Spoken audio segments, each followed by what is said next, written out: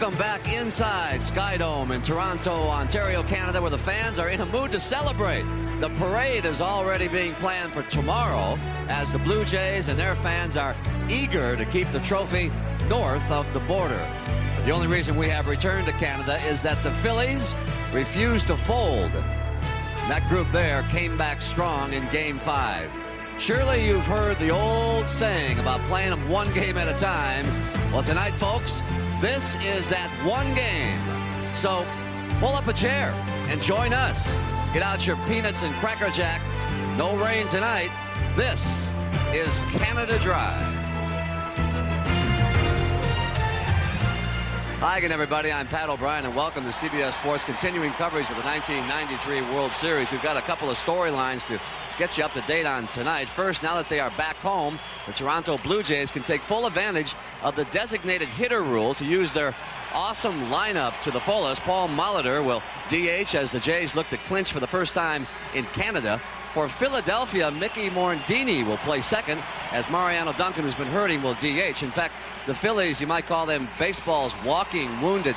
Darren Daulton's legs are killing him, and we've seen John Kruk grimacing throughout the series. Earlier, I spoke to John about his bad back and how he can play through it in tonight's game and maybe tomorrow's. You know, right now it's not a time to really think about it. You know, it hurts, it's stiff, it spasms up, but you know, life goes on. I mean, I'm sure there's people in this world with more pain than I got right now. It's not affecting your play, do you think? I mean, is it something you think about or no? No. You know me, I don't think too much, so I don't really worry about nothing. I mean, it's not affecting the way I play. I mean, I have no range, I have no speed, so it's not hurting that. On the other side of the field, I spoke with Joe Carter of the Blue Jays about the pressure of getting it done tonight and avoiding a Game 7 showdown. I plan on watching some football tomorrow. Have a parade and watching some football. You know, we've come home to now some great weather now. We got the home crowd in front of us. It'd be great to win this World Series right in front of the hometown folks. Well, we hope he watches the NFL today if he does that. Before each World Series game here, we've commented about the remarkable streaks of the hockey teams in Toronto. The Maple Leafs are going for a league record 9th straight victory to begin the season. As it turns out, the Philadelphia Flyers are doing quite well. They are 6-1, and on this Saturday night, it's baseball night in Canada. When we come back, Sean McDonough and Tim McCarver will have the call for Game 6 right after a message from your very own local station. Enjoy the game, everybody. Is closed, but if the Blue Jays win tonight, the fans may raise the roof in celebration of Toronto's second straight World Championship. Hello, everyone, and welcome to Game 6 of the World Series. I'm Sean McDonough along with Tim McCarver, and it's great to have you with us. The situation is the same as it was Thursday night for Game 5 in Philadelphia. Toronto still one win away from the World Championship, while the Philadelphia Phillies are in a must-win situation to force a Game 7 here tomorrow night. And Tim, we said at the start of this series that we thought it would be high scoring, and it has been, and the top of the orders have been doing more than their fair share. As a matter of fact, the 1, 2, 3 spots in both orders has been as easy as 1, 2, 3. Look at the average for the Philadelphia Phillies, a 375 average, Toronto 362, and the 1, 2, and 3 spot has scored more than half of the runs that have been scored in this series. I think the rest of the order, as far as the Blue Jays is concerned, has been productive, especially with the production of Tony Fernandez. However, I think for the Phillies to win the next 2 games, they're going to have to get production out of their number 4 and 5 spots. That's Dave Hollins and Darren Daulton. And the pitching matchup tonight is a rematch of Game 2, won by Philadelphia when Terry Mulholland bested Dave Stewart. We'll have the first pitch of Game 6 from Skydome right after this. Phillies lineup for Game 6 has Lenny Dykstra leading off in center field. Mariano Duncan is DHing tonight and batting second. John Kruk at first base hits third. The cleanup hitter is third baseman Dave Hollins. Darren Daulton is the catcher batting fifth. Batting sixth in right field, Jim Eisenreich. The left fielder, Milt Thompson, bats seventh. Kevin Stocker is the shortstop hitting eighth. And the second baseman making his first start of the series, Mickey Morandini, hits ninth. And making his second start of the series is Dave Stewart. He lost last Sunday night to the Phillies. He gave up that 5-run third inning, the big blow in that inning. The 3-run homer by Jim Eisenreich. Dave Stewart has lost 3 straight World Series games. Games 1 and 4 in the 1990 series. Oakland against Cincinnati. As a matter of fact, Jose Rijo beat him both games. So he has lost 3 straight World Series games. Stewart is ready to go, and Lenny Dykstra will step in to get Game 6 underway. He's 7 for 20 in the World Series with 3 home runs, 2 of those in Game 4. The game in which he drove in 4 runs and scored 4 times.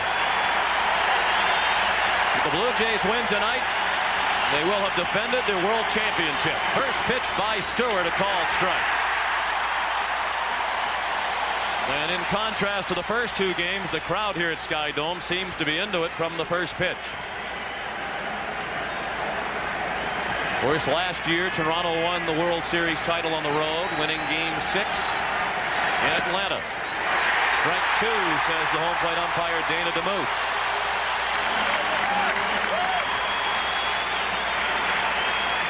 And that pitch clocked at 92 miles per hour for Stewart.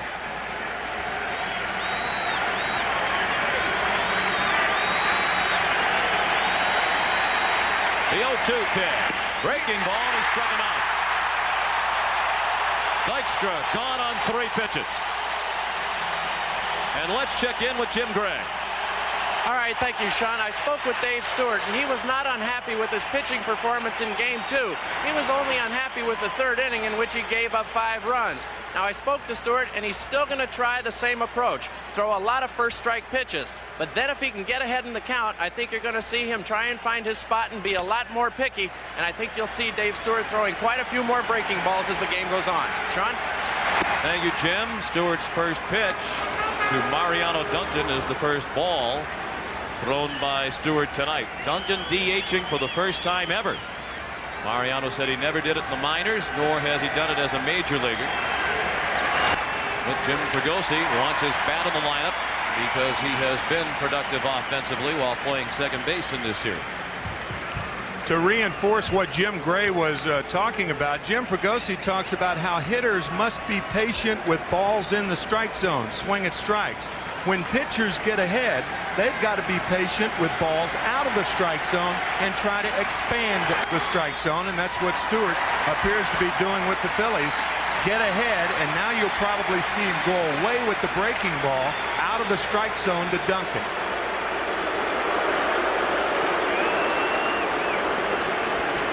There's been so much talk in this series about the Phillies' patience that they go up there taking pitches to make the Blue Jay pitchers throw strikes, but Stewart didn't think that was a factor in Game 2 as 1-2 to Duncan. He did go low and away, and Mariano laid off the breaking ball. Stewart said his high pitch count, 123 pitches over 6 innings in Game 2, was more a product of the Phillies hitters fouling off so many pitches. Stewart walked 4 in 6 innings in Game 2. Duncan to right and dropping fast. Joe Carter makes the running catch.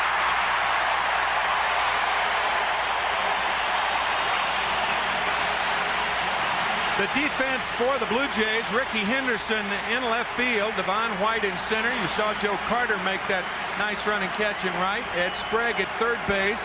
Tony Fernandez at shortstop. Roberto Alomar at second base. John Olerud at first, and Pat Borders behind the plate. And John Kruk is at the plate. Hitting .400 for the series, but he has just 1 hit in his last 9 at bats. Kruk took ball 1 outside. 2 outs and the base is empty. No score in the top of the first. 36-year-old Dave Stewart. He said yesterday at the press conference that next season will be his last as a major leaguer. This is his first year with Toronto as the first year of a 2-year contract. He signed as a free agent for 2 years, $8.5 million with the Blue Jays prior to this year. Cito Gaston sounded hopeful when we talked to him before the game tonight that if Stewart has a good year next year, the Blue Jays might be able to convince him to continue on. With a 2-1. 2 balls and 2 strikes. Dana DeMuth in his 10th year as a National League umpire in his first World Series behind the plate. Dave Phillips at first. Paul Runge at second. Mark Johnson at third. Charlie Williams along the left field line, and Tim McClelland in right, the umpires who have worked this series. Stewart's 2-2, up and away. And the count is full on Kruk. Should he reach Dave Hollins would bat next.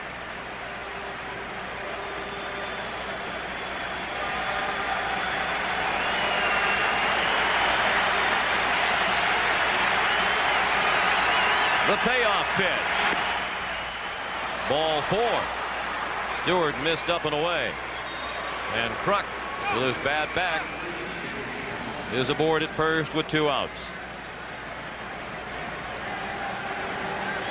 And Dave Hollins digs in. 5 for 18 in the World Series, but just 1 RBI for the Phillies cleanup hitter. That was in game 2. He singled off Dave Stewart during the 5-run 3rd inning for his only RBI.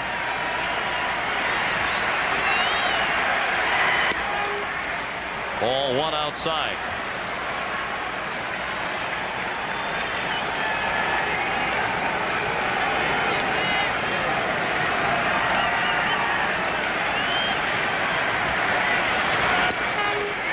Strike on the corner. 1-1 on Hollins. You see Stewart working away from Dave Hollins. That's probably why Olerud's holding Kruk on at first base. There is a big hole, however, on the right side, even though Alomar is playing Hollins straight away. 2 balls and a strike. Picking up Hollins, one of the many fine moves made by Phillies general manager Lee Thomas. Hollins was left unprotected by San Diego, scooped up by the Phillies back in '89 in the Rule 5 draft. That's out of play. 2-2. For those of you who may not know what the Rule 5 draft is, each organization can protect 40 players, 25 of the regular roster and 15 more, and all others are eligible to be drafted for the draft price of $50,000. And the team that drafts away a player has to keep him on the major league roster for the entire season. Hollins pulled 1 foul. Of course, the Toronto Blue Jays have done an excellent job over the years of stealing good players away via the Rule 5 draft. They took a guy named George Bell from the Phillies once upon a time. Kelly Gruber, another productive Blue Jay player, taken away in the Rule 5 draft. From Cleveland.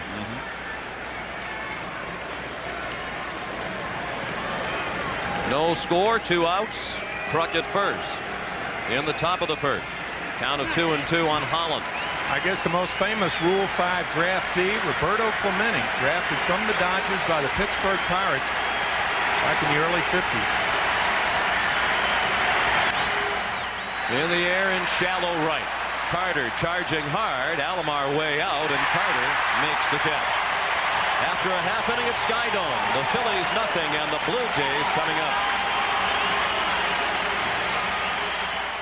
Gaston and the Toronto Blue Jays tonight. Ricky Henderson leads off in left field. Devon White batting second in center field. Paul Molitor back to his DH role in the American League home park, batting third. Joe Carter is the cleanup hitter in right field. John Olerud at first base. Roberto Alomar bats 6th at second base. The shortstop Tony Fernandez bats 7th. Ed Sprague, the third baseman, hits 8th, and the catcher Pat Borders swings 9th. The defense for the Phillies: Milt Thompson in left field, Lenny Dykstra in center, and Jim Eisenreich in right. Dave Hollins at third base, Kevin Stocker at short, Mickey Morandini at second base tonight. He's a better fielder than Duncan. John Kruk at first base, Darren Dalton behind the plate, and Terry Mulholland is vying to become the first Phillies pitcher, make that the second Phillies pitcher to win 2 World Series games. Steve Carlton did it back in 1980. He won games 2 and 6 against the Kansas City Royals, and that was the only World Series the Phillies have ever won.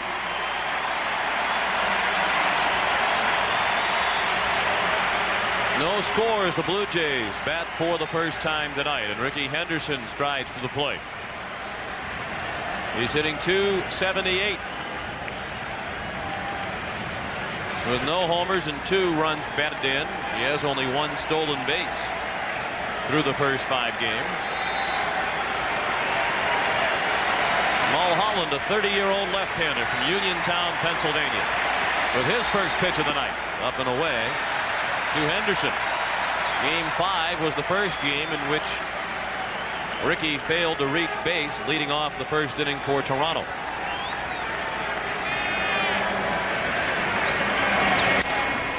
To center field, and Dykstra, 1 out. Of course, just about all of the Blue Jay hitters had a tough time reaching base in Game 5 against Curt Schilling, who threw a 5-hit shutout.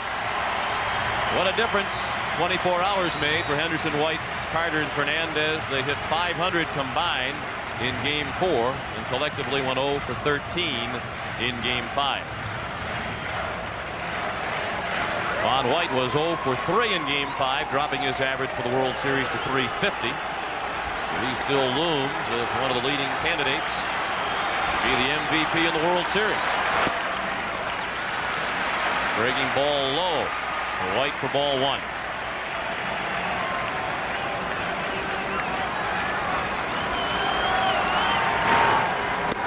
Mulholland with the interesting delivery.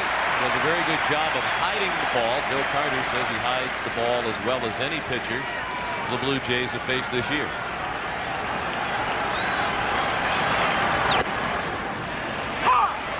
Jim Fregosi told us he learned that delivery from his father.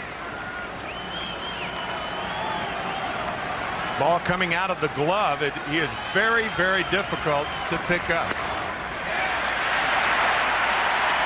Usually when the body of the pitcher goes forward, the hitter has a tendency to have his body go forward. It's all a timing device, and often the ball isn't there. He's not a hard thrower. He'll throw the slider in on the hands and the sinker away to the right-handers. They just walked White. They wanted to peel down to first. Dave Phillips isn't looking at Dana DeMuth, doesn't realize they still wanted to peel. And they're still pointing down at Dave. Apparently, since Dave didn't even think an appeal was a possibility, it's going to remain ball 4.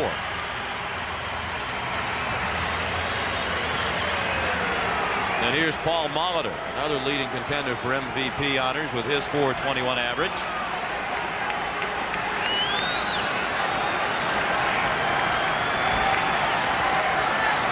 White at first. He's stolen 1 base in his only attempt. Blue Jays as a team have stolen 7 in the World Series. They've been thrown out 4 times trying to steal. Bear in mind that Mulholland has an outstanding move to first. Only 1 player in the National League stole a base against Mulholland this year, and none against the Mulholland-Dalton tandem. Darren Lewis of the San Francisco Giants stole second back on April 26th, and that is it. He allowed only 2 last year. Molitor to right center, well hit. Eisenreich on the run, looking up. It's off the wall and a hop. White speeding toward third. He'll come around to score. Molitor into third with a triple, and the Blue Jays lead 1-0.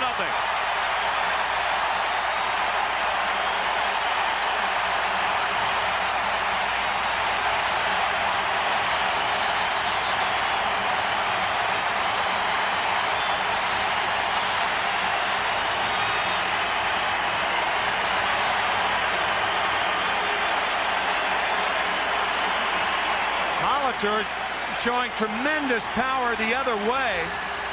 Puts a charge in this one to right center. And the ball hits the fence, and with that much hang time, that not only allows White to score, but it allows Molitor to go to third, his second triple and 5th extra base hit of the series. So he not only drives in 1, he's in a good position now to score at third base with less than 2 outs.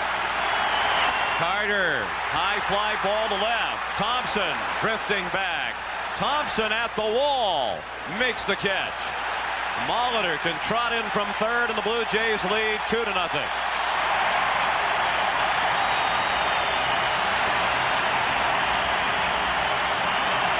5th RBI of the World Series for Carter, who hit a 2-run homer off Mulholland in Game 2 in the 4th inning, a home run that had much the same flight as that sacrifice fly, a very high, towering fly ball that scraped the backside of the left field fence. 2 outs and the base is now empty. John Olerud looked at ball 1. He's at only 214.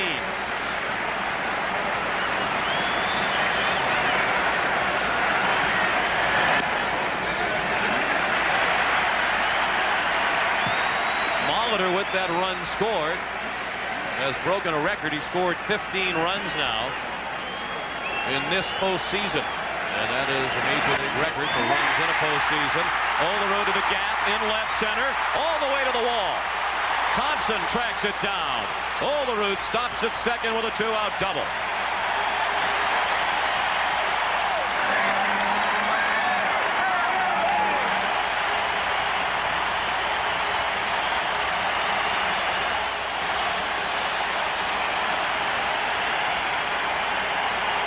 Johnny Padres out to talk to Mulholland.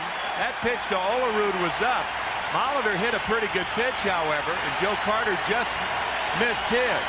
Hit that ball up in the zone, back part of the plate. And when you lead the league in hitting with a .363 average, you don't miss those pitches that often.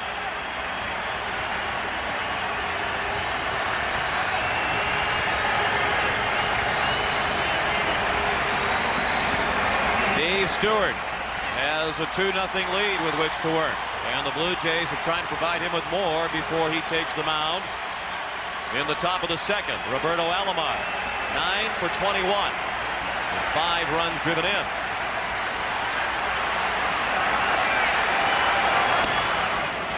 Off-speed pitch outside.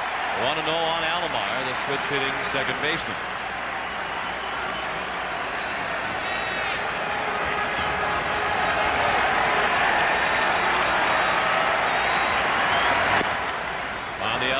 Corner, ball and a strike.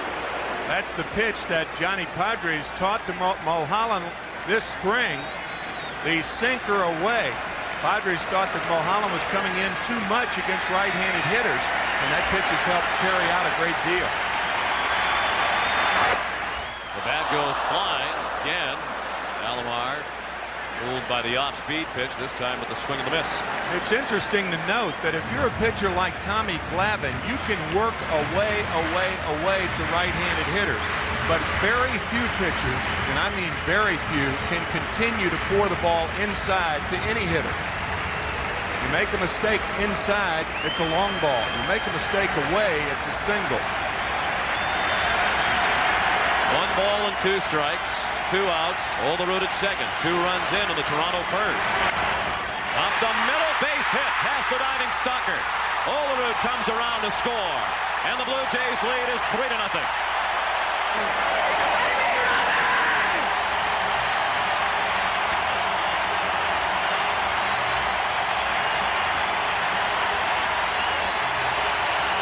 We talked a lot about Alomar's range in the field. Look at his range at the plate.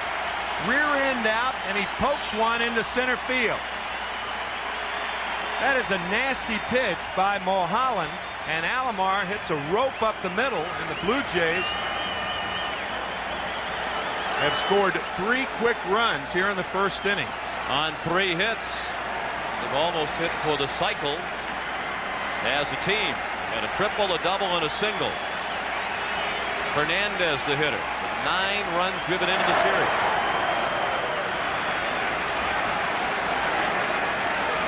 This is the 3rd time in the 6 games in this series that the Blue Jays have scored 3 runs in the first. Alomar has stolen 4 bases and has been thrown out twice. The other 2 games, they scored 3 runs in the first. They won. They won 10-3 in Game 3 and 15-14 in Game 4.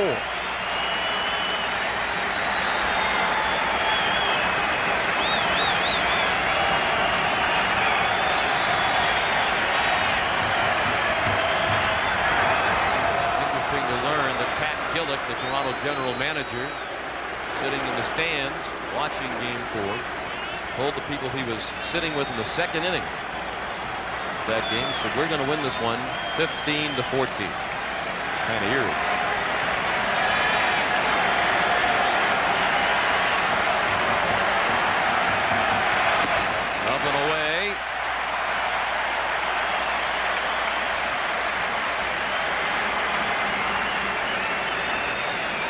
other move Pat Gillick's made the last 2 years has been good. So, he's superb at predicting scores. We'll be getting a call from Dionne Warwick to be on the Psychic Friends hotline. In the air in right center, Dykstra waving away Eisenreich, and he makes the catch for the final out of the inning. 3 runs in the first for Toronto. After 1, 3-0 Blue Jays. The Blue Jays, 1 win away from the World Championship, lead 3-0 after an inning in Game 6 here at Sky Dome. The Phillies coming to bat with Darren Daulton, Jim Eisenreich, and Milt Thompson against Dave Stewart. Daulton 4 for 19, a .211 average. And Stewart's first pitch of the inning is outside for ball 1.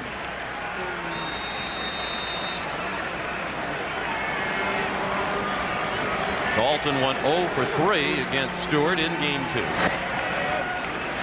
2-0 the count.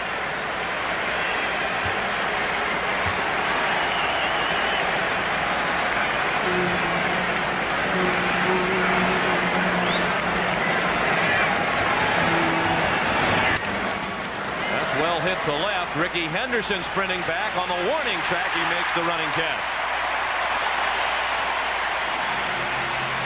Before the series started, we talked to Dave Stewart about his pitching philosophy.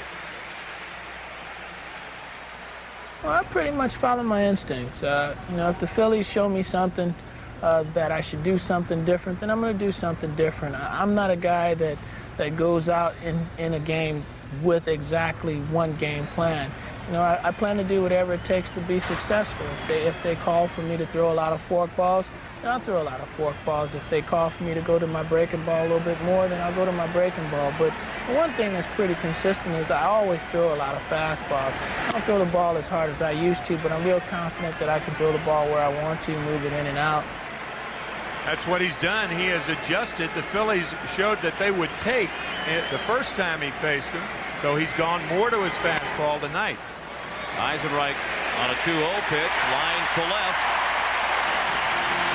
Jim slumping of late, 1 for his last 10, and his only hit during that stretch of the bunt single in Game 4.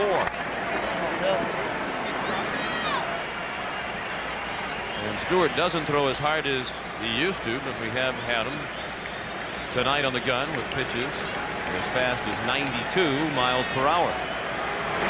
Milt Thompson looked at ball 1. After a 3 for 5 performance in Game 4, Milt went 0 for 3 in Game 5.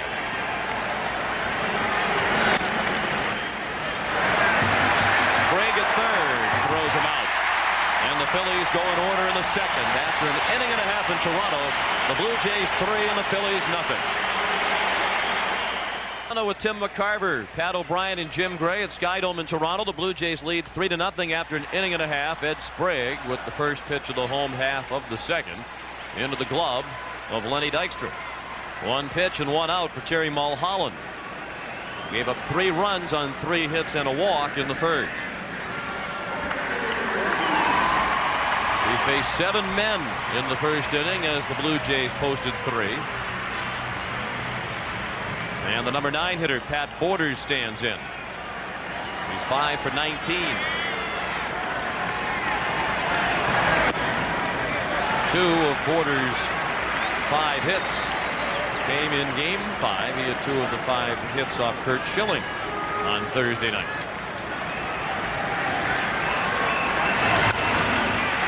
Line to center and in for a hit.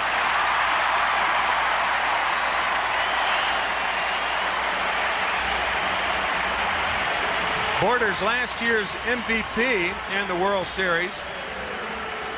Not having the type of series he had last year, but when you're a catcher, you derive so much satisfaction out of your defense because you are in part responsible for the success of the pitchers. So even if you're having a bad series, as Daulton is, offensively, there's a lot to be said that coupling you with the pitching staff gives you a lot more satisfaction, more so than other defensive position players. Ricky Henderson looked at a strike, He started the first inning by lining out to Dykstra in center field. But Devon White followed with a walk. Paul Molitor tripled him in. Joe Carter lifted a sacrifice fly to score Molitor. And the 2 outs, the bases empty. John Olerud doubled, and Roberto Alomar singled him in to make it 3-0 Toronto. 0-2 the count on Henderson. Should the Blue Jays win tonight, this in all likelihood will be Ricky's last game in a Toronto uniform. He's a free agent. 1-2.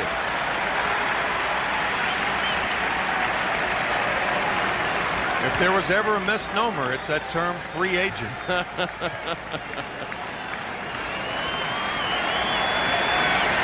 that the truth? Fly ball shallow right center. Morandini out to make the play. 2 down, Borders at first. We're in the second. Toronto 3 and Philadelphia nothing. And here comes Devon White, who walked and scored the first Toronto run last inning.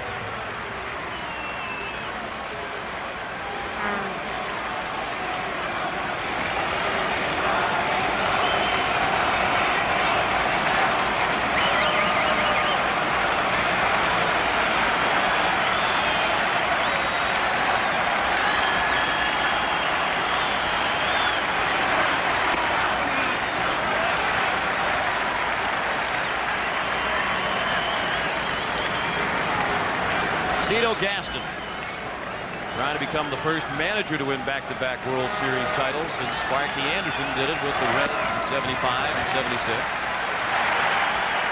Only 10 managers have won back-to-back World Series titles, and 6 of them are in the Hall of Fame. Guys like John McGraw, Connie Mack, Casey Stengel. For Sparky Anderson will be in the Hall of Fame someday. Never not the 10 who have done it will be Hall of Famers. Interesting to hear Cito talking before the game tonight about how much longer he might manage. He said probably at the most 2 or 3 more years, and that's it. I think with a guy like Sparky Anderson, you ought to waive that 5-year waiting period. There are a lot of managers that manage into their 70s, and sometimes they really don't have that much time left to enjoy their period in the Hall of Fame.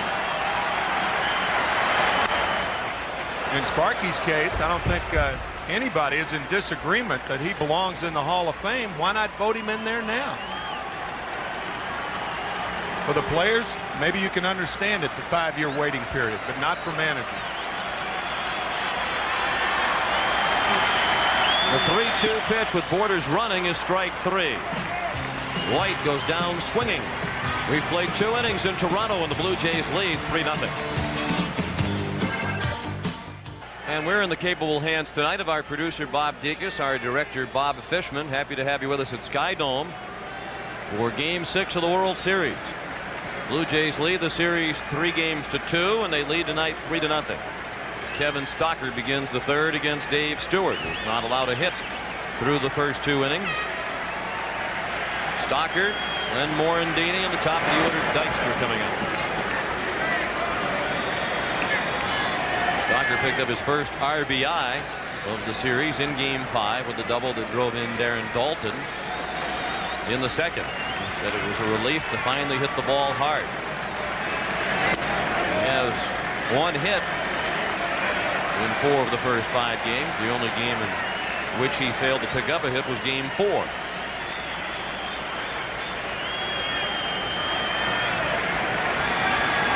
The 2-0 from Stewart. All the way. It's a strike just above the knees. Kevin had an RBI against the Atlanta Braves in that Game 4 when the Phillies won 2-1 against John Smoltz, and then the other RBI coming the other night on the double when the Phillies won 2-0. So both RBIs in postseason have been important.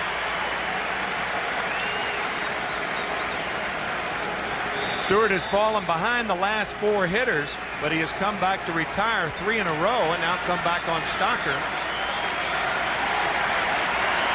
And his 2-2 pitch is a fly ball to center. Routine play for Devon White.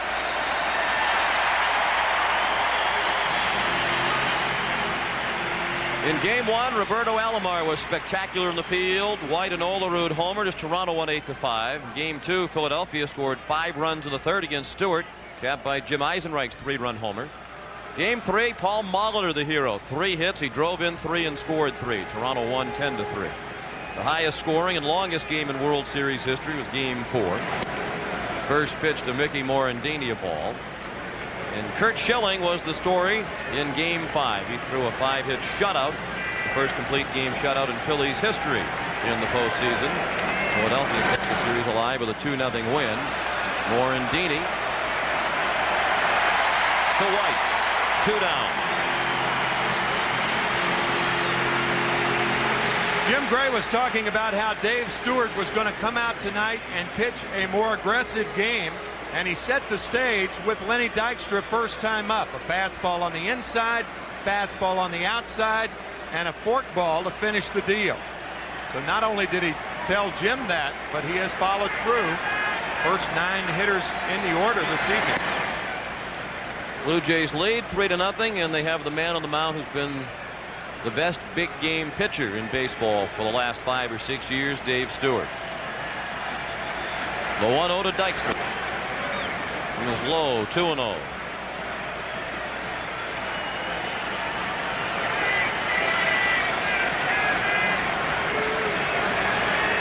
Two outs, bases empty. 3-0 Toronto in the third, and that's ball 3.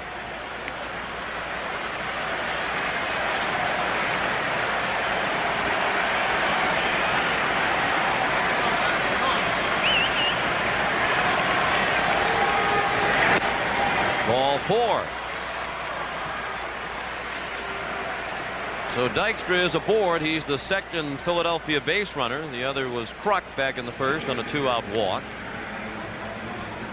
Pitching in a clinching game is nothing new for Dave Stewart. He's won 4 of them in a postseason series, all 4 in the championship series. 3 times with Oakland, 88, 89, and 90. And of course this year with Toronto, he's facing Mariano Duncan with Dykstra at first and 2 outs.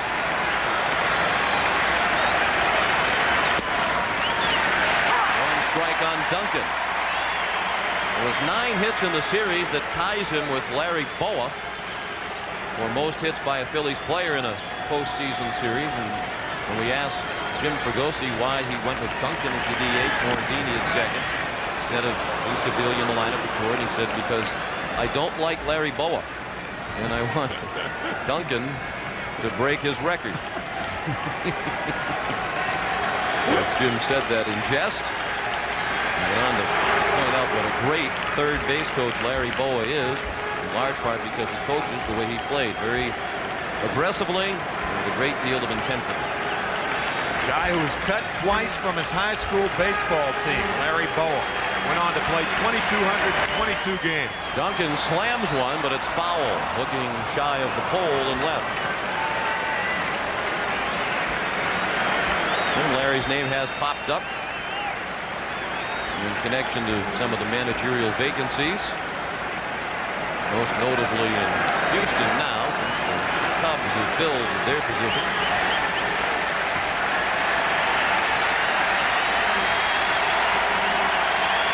One and 2, the count on Duncan. He struck him out. We'll return to Sky Dome after this message and a word from your local station. 3 scoreless innings without allowing a hit, and the Blue Jays lead 3-0 as we go to the bottom of the third. And certainly the Blue Jays are still in the most comfortable position in the series coming into the game tonight with the 1-game advantage, 3-2. But they knew if they lost the game tonight, then they've lost their grip on the series, and anything can happen into game 7. So they were under pressure tonight, and that pressure might have been relieved somewhat by those 3 runs in the first. Well, what the 3 runs does, it allows Dave Stewart to pitch a different type of game. It allows him to challenge the Phillies hitters more. He doesn't have to throw a lot of breaking balls behind in the count, and that has been his pattern through the first 11 hitters. He has really challenged the Philly hitters, and he could change that second time through the order. He's looking on as Paul Molitor begins the third against Terry Mulholland. He tripled and scored in the first inning. 15th run that Paul has scored this year in the postseason. That's a single postseason record. 1 run more than Roy White in '78 and Jim Rice in '86.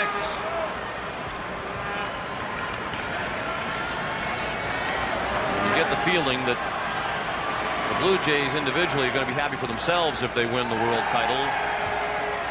You also get the feeling hearing them talk that they'll be even happier for Paul Molitor. He has not experienced the joy of winning the world championship. That's to left, and a nice running catch by Milt Thompson. Molitor on the '82 Milwaukee Brewers, and the Brewers were ahead of the Cardinals 3-2 when they went back to St. Louis. But then St. Louis won games 6 and 7 to become world champions, and that's been his only shot. But Cito Gaston, very outspoken on the fact that if they win it, he feels that the guy who most deserves it is Paul Molitor. 1 out, bottom of the third, 3-0 Toronto. Joe Carter looked at a breaking ball for strike 1. That's down to first. Kruk waves off Mulholland, 2 outs.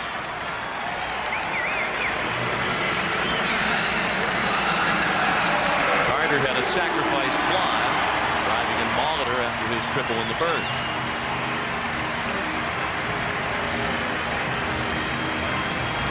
And that brings up John Olerud, who doubled into the gap in left center and scored the 3rd Toronto run in the first inning.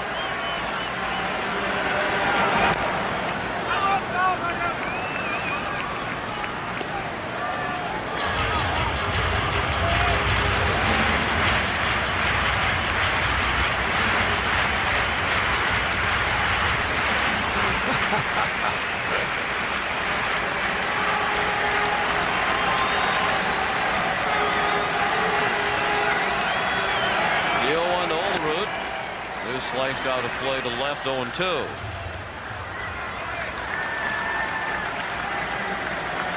John told his mother Linda when he was 5 years old that he was going to be a Major League Baseball player. He said, if not, I'll be a doctor. John's dad is a dermatologist. Played minor league baseball for many years. And Dr. Olerud's highest salary as a minor league player was $8,000 a year, money he used to pay his way through medical school. Terry Mulholland's father was a college baseball player, St. Vincent's, Latrobe, Pennsylvania. Thompson had a tough time. The outfielders complain about line drives. Sometimes it's hard to pick them up in the lights here at Skydome. 1-2-3 go the Blue Jays in the 3rd. Sponsored by the American Express card.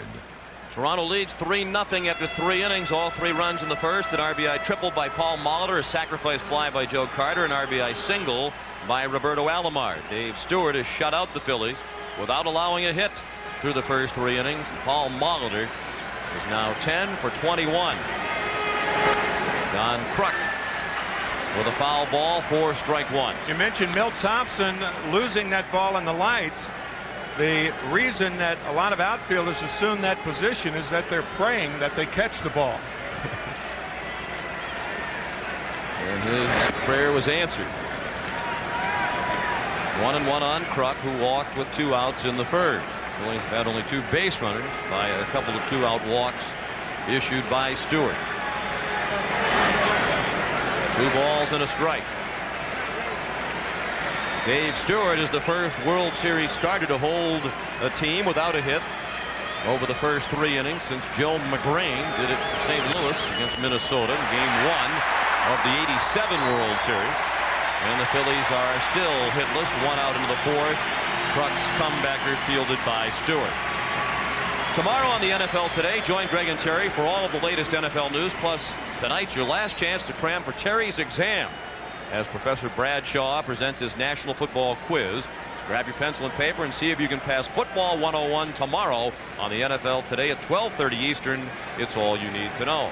And that menu of NFL games coming your way tomorrow on CBS. Dave Hollins tied up by the first pitch from Stewart. Sprayed, called for a fair catch and made it in foul ground for the 2nd out. Maybe that'll be on Terry's quiz. What is the proper fair catch signal? Ed Sprague was waving frantically. The difference is in baseball, you can be out of bounds and catch it, and it still counts. You might have just given away one of Terry's questions tomorrow. If you catch a pass out of bounds, does it count? Now they know the answer. Aaron Dalton, the hitter. He lined the left his first time up.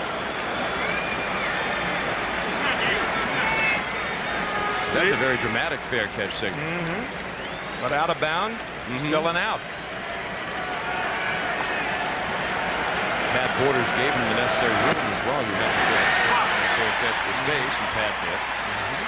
2-1 the count.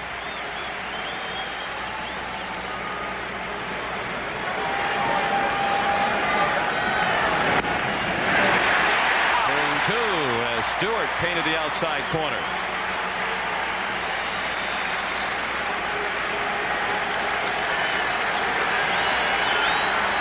Stewart pitching with a great deal of confidence.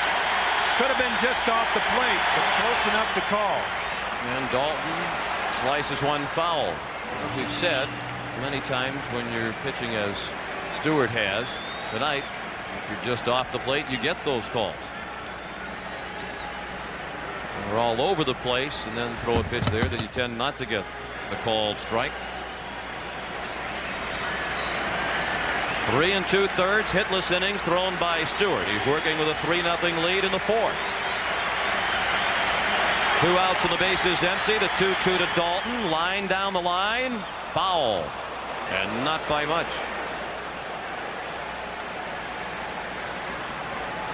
Darren hits this ball right off the end of the bat.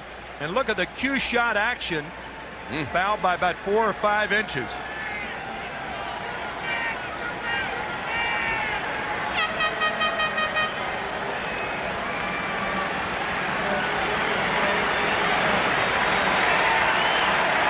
Dalton will undergo his 7th operation on his left knee when the World Series comes to an end.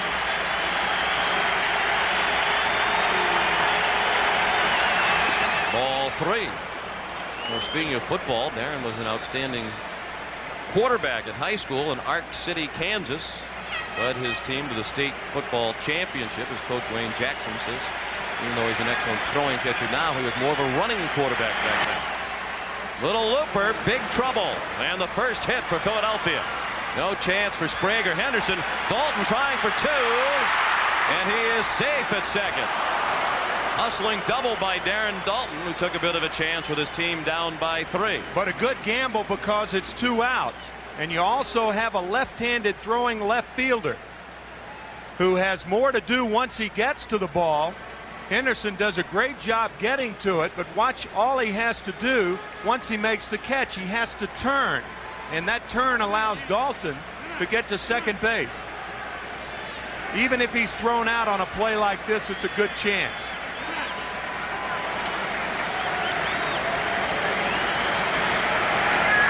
Jim Eisenreich lined to left on a 2-0 pitch his first time up. He looked at ball 1 inside. Eisenreich now 1 for his last 10, and that 1 hit bunt single in game 4. 3 runs, 4 hits for Toronto, no runs, now 1 hit for Philadelphia. 2-0 the count on Eisenreich, and that brings Borders out to the mound. There are a lot of people talking about base running. There are a lot of people who think that when a runner is thrown out, that all the time that he makes the bad play. There are more base running mistakes by players who are too tentative, that never try to take the extra base, than there are base running mistakes by guys getting thrown out at bases. Ball 3. So Stewart is in danger of walking Eisenreich and bringing the tying run to the plate. Milt Thompson waits on deck.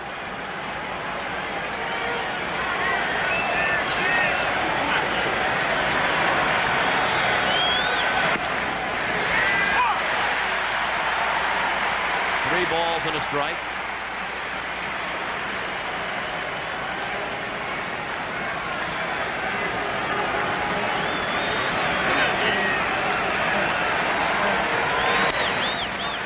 flashed out of play. Stewart has battled back to a full count.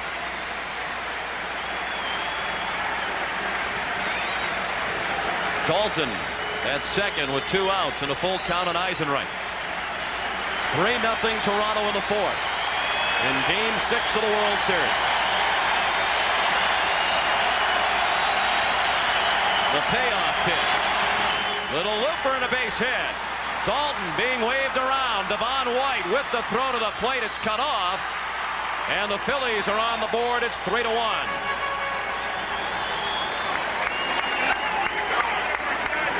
Jim Eisenreich with just his 5th hit of the World Series, but he has used them to drive in 7 runs, and the Phillies have a run. Eisenreich delivers after the good base running by Dalton. You don't know what's going to happen for the rest of the inning, but the Phillies have stolen 1 run on the excellent base running by Dutch Dalton. Eisenreich drives in his 7th run of the series. He's at first with 2 outs. All of this has happened with 2 outs. And Milt Thompson looked at ball 1. He bounced to third his first time up.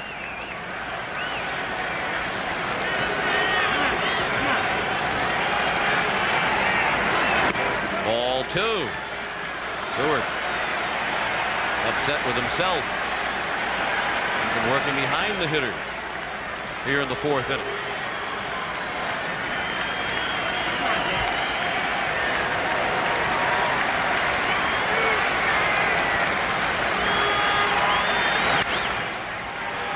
Slicing out of play and left.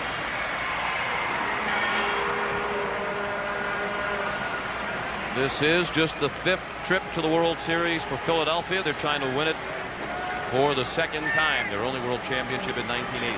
The interesting thing about that 1950 series, when the Whiz Kids lost to the Yankees, Jim Constanti, a short reliever, started Game 1. He was the MVP in the National League that year. And all of the games were close. Yankees won 4 straight, but all were very, very close.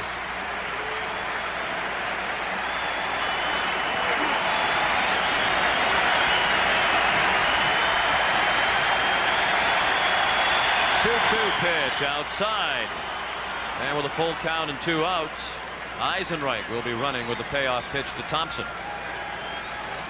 Of course, the Toronto Blue Jays are in the World Series for the 2nd time, and they're trying to make it 2 wins in as many tries, having defeated Atlanta in 6 games last year.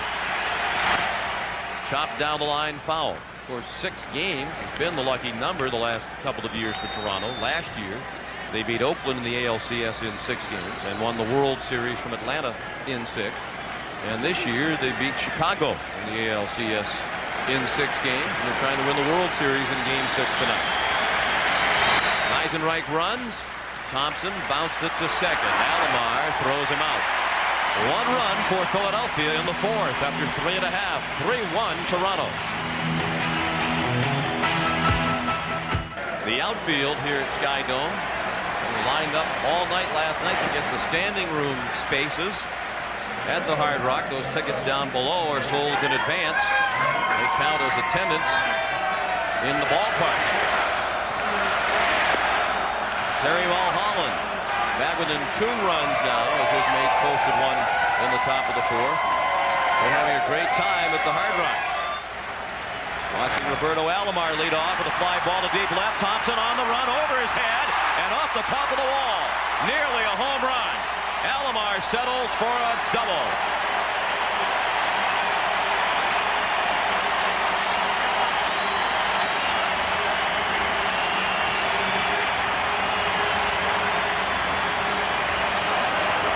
This ball missed by about 4 feet going out of here. His 11th hit in the series and his 2nd double. He had 35 doubles during the year. And when Alomar leads off the inning with a double, he can do so many things. He stole third 15 times this year in 20 tries. He did make a mistake trying to steal third off Mitch Williams in Game 2 when the Blue Jays trailed by 2 runs in the 8th inning. There are so many things they can do with Alomar down there with nobody out now. Fernandez 5 for 8 with runners in scoring position in the World Series. He has 9 runs batted in. 3 shy of Bobby Richardson's World Series record. Fernandez likes to push a bunt to the right side in a situation like this to make sure Alomar gets to third. Ed Sprague is on deck. Fernandez taking all the way and looked at ball 1. Tommy Green is available out of the bullpen tonight for Jim Sadosi. He was the starter in game 4, got knocked out early. Had Wild 15-14 to fill. In that game, Green only pitched 2 1/3 innings. Fernandez flied to center his first time up. Low and in, 2-0.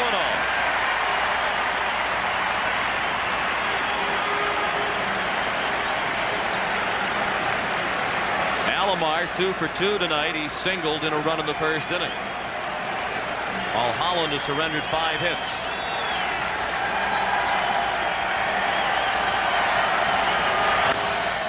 High chopper to short. Stalker has to hurry at first to get Fernandez.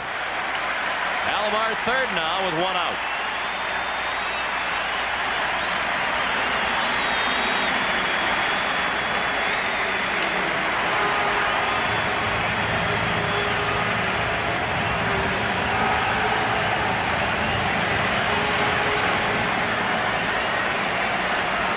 Brings up Ed Sprague, who has only 1 hit in this series.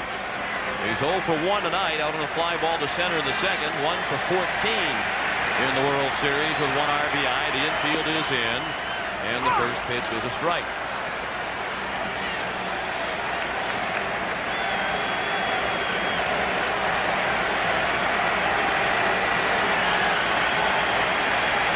Pat Borders is on deck. Breaking ball, just missed.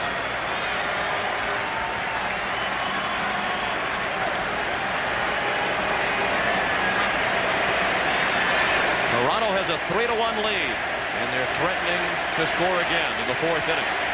Alomar third and 1 out. Sprague to right and deep enough to get the run in. Maybe better than that. Eisenreich against the fence, and Alomar is in to make it 4-1.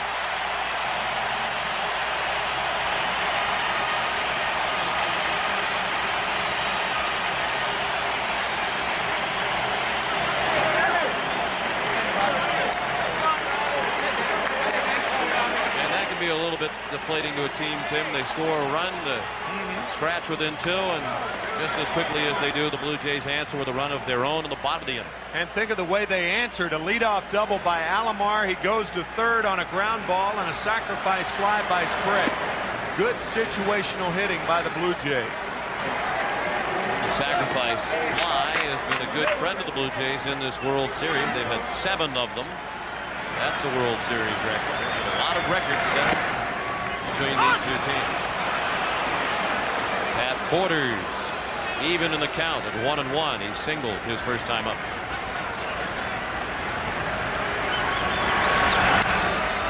Cue shot and a base hit.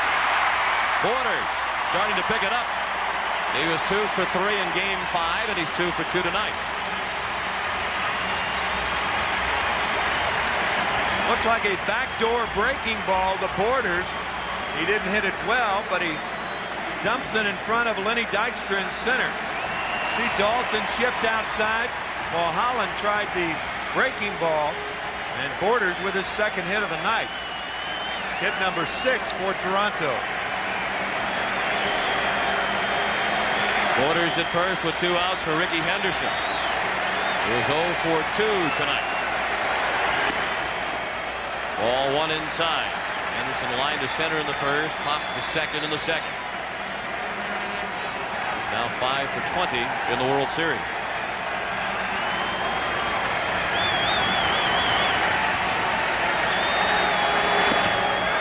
Tried to check the swing and could not. 1-1 on Henderson.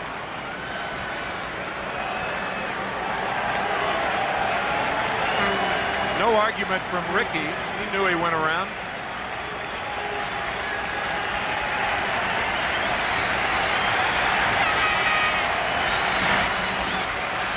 Laid off that breaking ball in the dirt.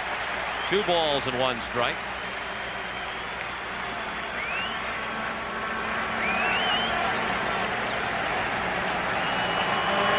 Anderson has not been a big factor in the Blue Jays postseason success this year. And only 3 hits in the series against Chicago and 25 at bats.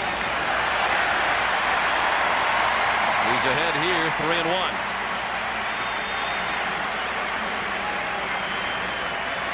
Should he reach, Devon White would bat next.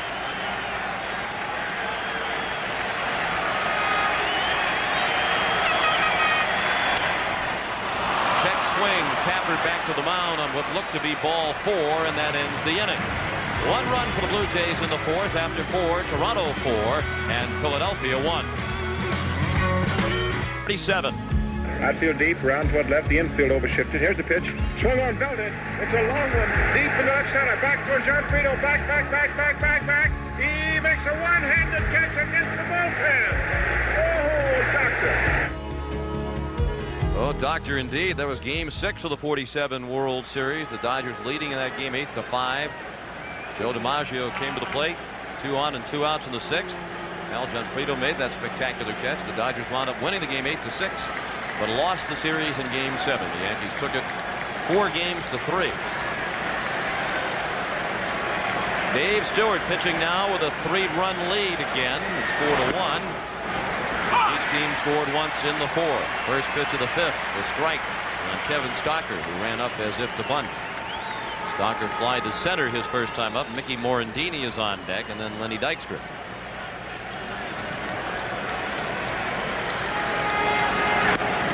You may be wondering what the record is, American League and National League. The American League leads the National League in winning World Series 52-37, due primarily to the 22 World Championships by the New York Yankees. You think about all the guys who haven't played in World Series, not only who haven't been on winning teams: Ernie Banks, Ron Santo, Billy Williams, Rod Carew, Luke Appling, Joe Torre, Mickey Vernon, Jose Cruz, and Don Mattingly now at the Yankees. Jim Bunning. Lined and caught by the shortstop Fernandez,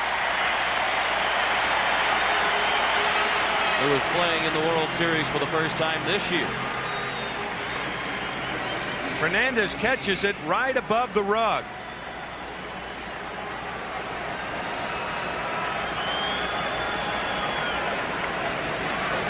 Got nothing on the carpet then. Mickey Morandini looked at ball 1 outside. Wearing the protective gear on his front foot. Alomar boots it. A rare error by the 2-time Gold Glover at second base, Roberto Alomar. It's his 2nd error in this series, and the Phillies have a base runner with 1 out in the 5th. Coming into postseason play, or to the World Series, he had never made an error in 23 games, and that's his 2nd error, as this ball jumps up, hits the heel of the glove, and bounds into right field. That's a ball he generally sucks up, but not this time. It's the first error for either team tonight. And here's Lenny Dykstra, who struck out swinging in the 1st. He walked in the 3rd. 2 walks thrown by Stewart. Ball 1. Stewart has struck out 2. He's given up 2 hits. Stewart was a Philadelphia Philly back in the mid-'80s. Late '85, he came to Philadelphia in a trade from Texas and was released early. 1986, May 9th of '86. Stewart was then a middle reliever coming off arm surgery. He was teaching himself the split-fingered fastball. The Phillies wouldn't let him throw the split in a game situation. Of course, that's such a big part of his success over the last several years. Dykstra in the air, not deep, in right. And Joe Carter is there, 2 outs.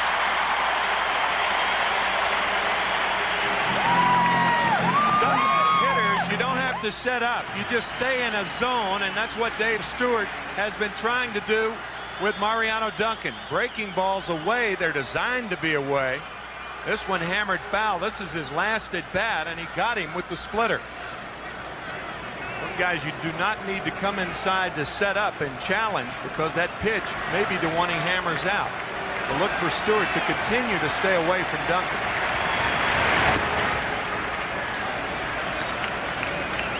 First pitch, the ball. Stewart was released by the Phillies back in 1986 to make room for a journeyman outfielder named Ron Renicky. 4 days later, when right-handed pitcher Tom Hume came off the DL for the Phillies, they released another right-handed reliever by the name of Larry Anderson, who was, of course, returned to Philadelphia and was on their team this year. Galen Cisco, the pitching coach, at the mound to speak with his battering. There's one source of controversy here the last couple of days in Toronto. Has been a story in the Toronto Sun yesterday by Bob Elliott of the Sun staff, citing sources saying that there would be 3 coaching changes for the Blue Jays next year, and that one coach definitely out the door is hitting coach Larry Heisel. John Sullivan had already announced his intention to retire at the end of this year. We didn't speculate as to who the 3rd coach to be let go would be. A published report indicated that Heisel would be let go, and the Blue Jays haven't denied that, adding to the speculation. Tough to figure why they would let the hitting coach go when they were second in the league in runs scored and had the top 3 hitters in the league on their team in Olerud, Molitor, and Alomar. I mean, if you're going to fire a guy like Larry Heisel, nobody's job is safe. Also the type of guy who gives nobody any trouble. Duncan down to third. Sprague dropped the ball and has no play. So the Blue Jays have made 2 errors here in the 5th, and that will allow the Phillies to bring the tying run to the plate. Ed Sprague took his eye off the ball. It looked like he was looking at first base. Right there, the ball hit the back of his glove. Second error of the inning, and we'll see whether it's going to be costly. Second error in this World Series by Sprague. John Kruk, the tying run at the plate, and he looked at ball 1. He has walked and bounced back to the mound. The Blue Jays lead 4-1. The Phillies batting in the 5th.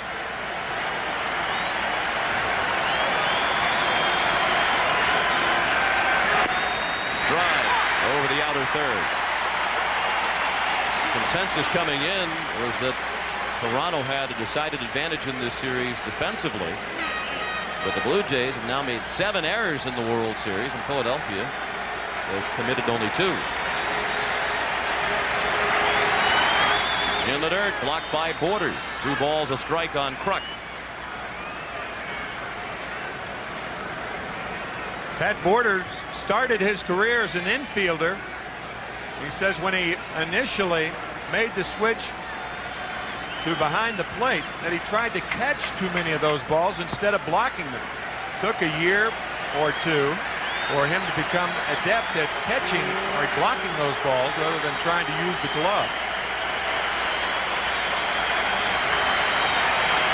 The 2-1 to Kruk is low and in.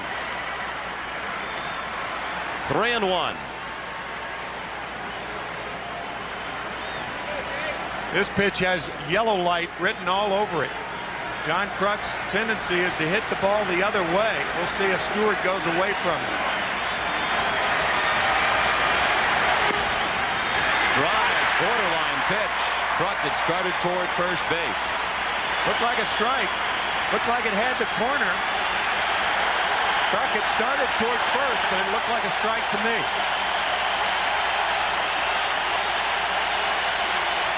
Looked like a ball on that angle.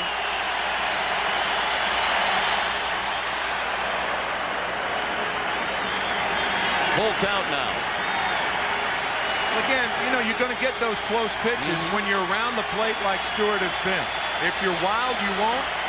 Good control, you will. Certainly it was close enough to be called either way. The runners will again be going with a 3-2 pitch. No question about that one. A little bit further outside. And the tying run is at first. And the go-ahead run comes to the plate for Philadelphia. They've loaded the bases without a hit. 2 errors and now a walk. That has Cito Gaston chomping the gum with a bit more vigor.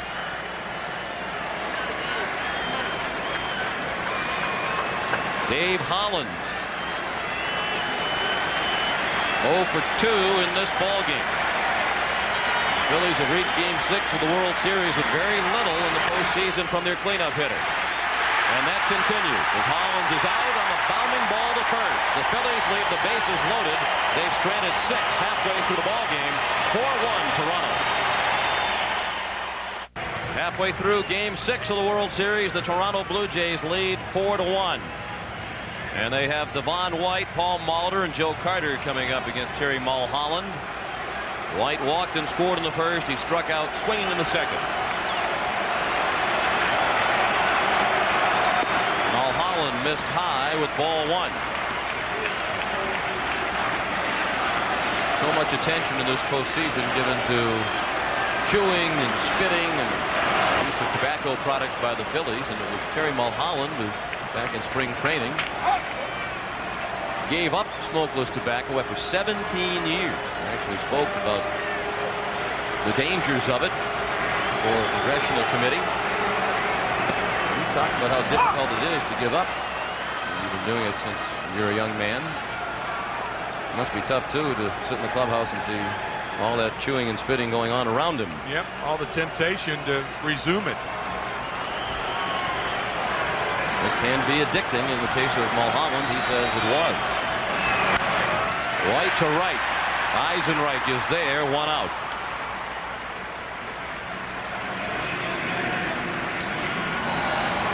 Toronto jumped out with 3 runs in the first. It's the 3rd time in this series they've scored 3 in the first. Paul Molitor tripled to drive in Devon White, who had walked with the first run.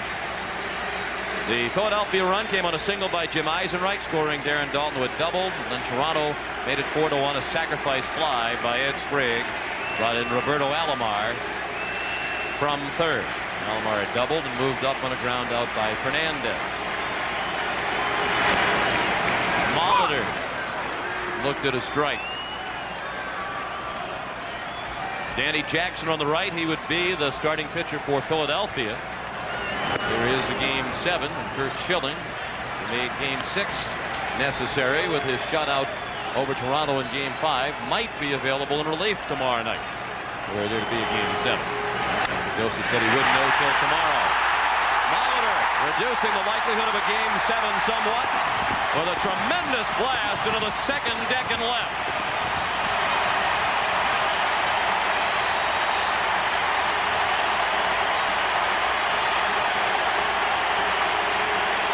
Chanting MVP very faintly in some sections of Sky Dome when he stepped in. That's a chant that might pick up some steam as Molitor takes his place in the dugout after his 2nd home run of the World Series. When you think of the initials PM in Canada, you think of Prime Minister. But I think Paul Molitor may change that for Canadians. This ball a rocket into the left field stands. Joe Carter down to third. Long throw for Hollins. Out at first is Carter.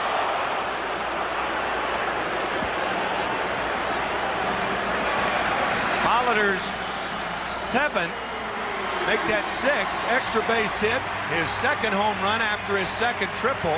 That fastball in for a strike, and then Mulholland went away. And now this breaking ball right up in his eyes. When you're a catcher, you just want to reach out and interfere with the hitter. Saw the banner. The federal elections here in Canada are Monday. We talked about Prime Minister. Paul Molitor might get a lot of write-in votes.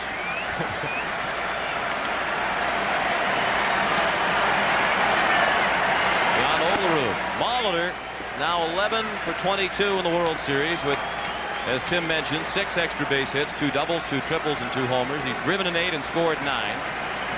He played the field in 3 ball games without incident. Played very well, in fact. And Olerud lines one to center right at Dykstra. That ends the inning. 1 run for the Blue Jays in the 5th on the home run by Molitor. After 5, 5-1 Toronto.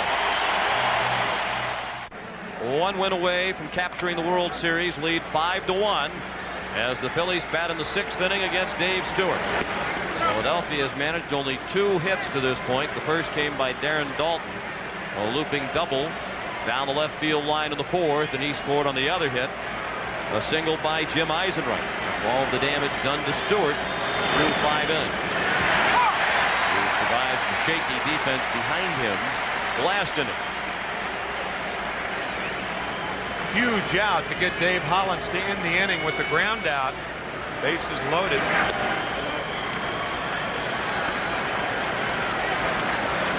Dalton line to left his first time up. Eisenreich on deck, and then Milt Thompson scheduled up against Stewart. In the air to center. Levon White. 1 out. Kind of a sign of the times yesterday at the off-day press conference. Dave Stewart up at the podium in the middle of answering questions. His cellular phone rang inside one of his jacket pockets. Politely excused himself to answer the phone. Jim Eisenreich, the hitter.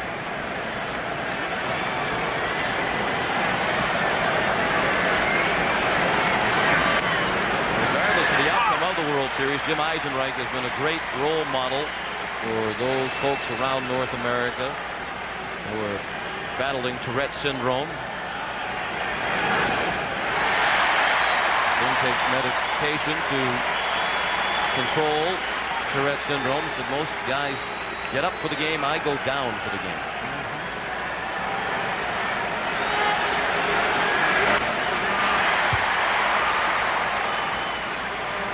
0-2 the count on Eisenreich.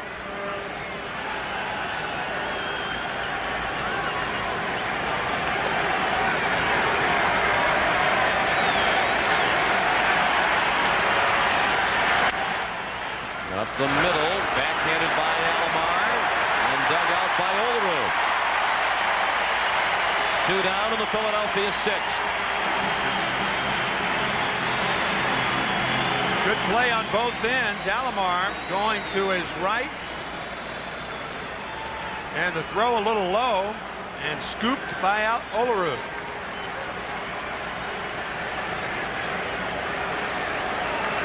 Milt Thompson, the hitter. Swings away at the first pitch and pops it up. Ed Sprague and Tony Fernandez. It's the third baseman making the catch in foul ground. 1-2-3 go the Phillies. We'll return to Sky Dome after this message and a word from your local station. Heading to the bottom of the 6th inning, the Toronto Blue Jays, 1 win away from winning the World Series for the 2nd consecutive year, have a 5-1 lead. Sean McDonough along with Tim McCarver, and it's the veterans leading the Blue Jays tonight, Paul Molitor and Dave Stewart. Not only veterans, but 2 guys that the Blue Jays got during the offseason, signing both as free agents, and Dave Stewart pitching a terrific ball game, and Molitor not only with 2 RBIs, a triple and a home run, but he scored a run. So he is the Blue Jays lineup. Their offensive production has come from Molitor, and defensively and from the pitching, Dave Stewart. And Roberto Alomar greets Roger Mason with a line drive into right center, cut off by Eisenreich. And Alomar says don't concede the MVP trophy to Paul Molitor just yet should the Blue Jays win tonight, as he has his 12th hit of the series. Well, Alomar digs a lot of balls off the turf with his glove, and he dug that ball right out of the ground with his bat.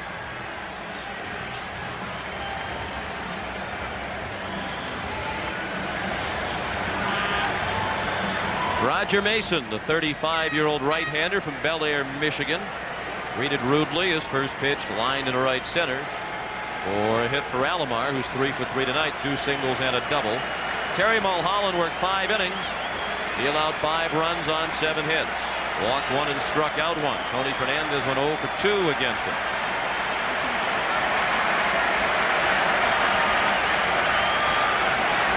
Bottom of the 6th, 5-1 Blue Jays.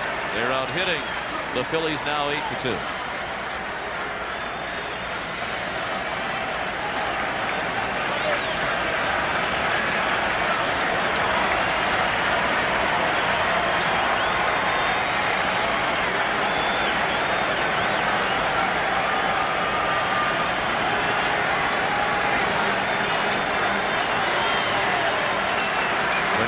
is fly to center and bounce to short.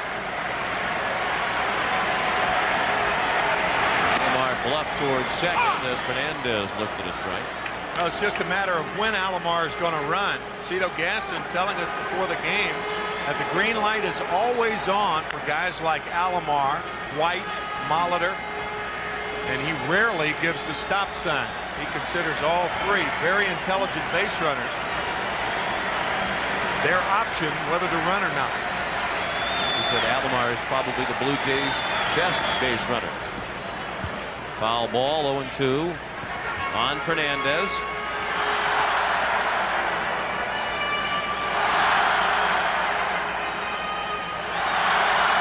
It's best for Alomar to run with Fernandez at the plate. You have two right-handers coming up after Fernandez. You have Sprague and Borders, and it's easier for a catcher to throw with a right-handed hitter up there because he can see whether the runner's running or not.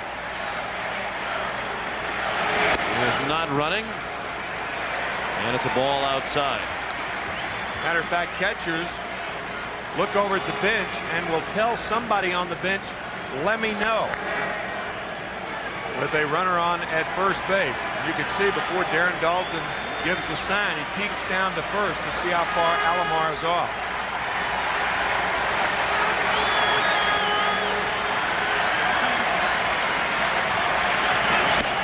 Strike three. Fernandez strikes out on the high fastball for the first out of the inning. Fastball out of the strike zone, and Mason did something that is probably the best deterrent for a fast runner, and that's to hold the ball. Base runners have rhythm, just like pitchers and catchers and infielders and hitters. And if you hold the ball and make the base runner wait, that usually is the best deterrent to keep him from stealing. It's Sprague, the batter. Sprague drove in a run with a sacrifice fly in the fourth. He flied to center in the second. Nick Leyva, the third base coach, threw the signs for Sprague and Alomar.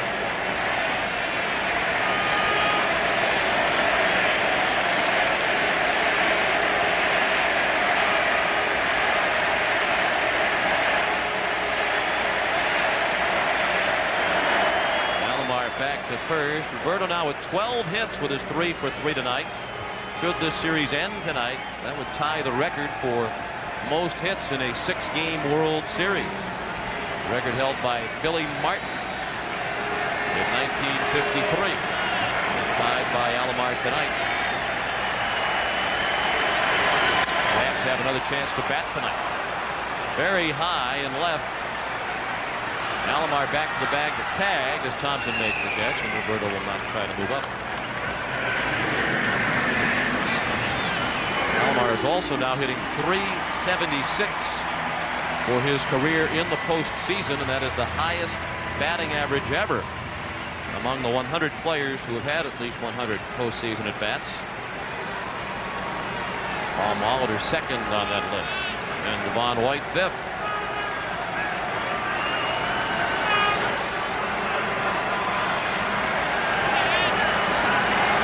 Pat Borders 2 for 2 tonight. Lost the bat as the ball went straight back over the screen. The Blue Jays lead 5-1 at the bottom of the 6th.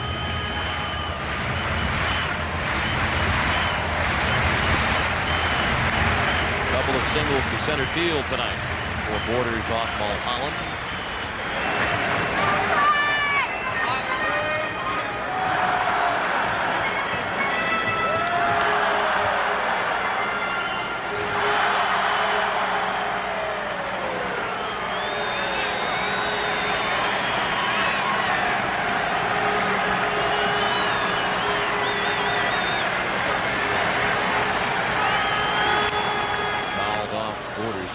Roger Mason said he wasn't quite sure what he was stepping into when he joined the Phillies in July of this year in a trade from San Diego. So much talk about the Phillies' image and reputations, and Roger Mason is a born-again Christian.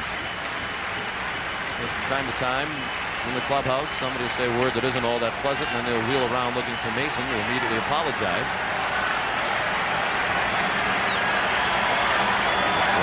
he has enjoyed very much his experience with the Phillies, as you might expect. A pop-up, Kruk taking charge out in front of the plate, and that ends the inning. We've played 6 at Skydome in Toronto, and the Blue Jays lead 5-1.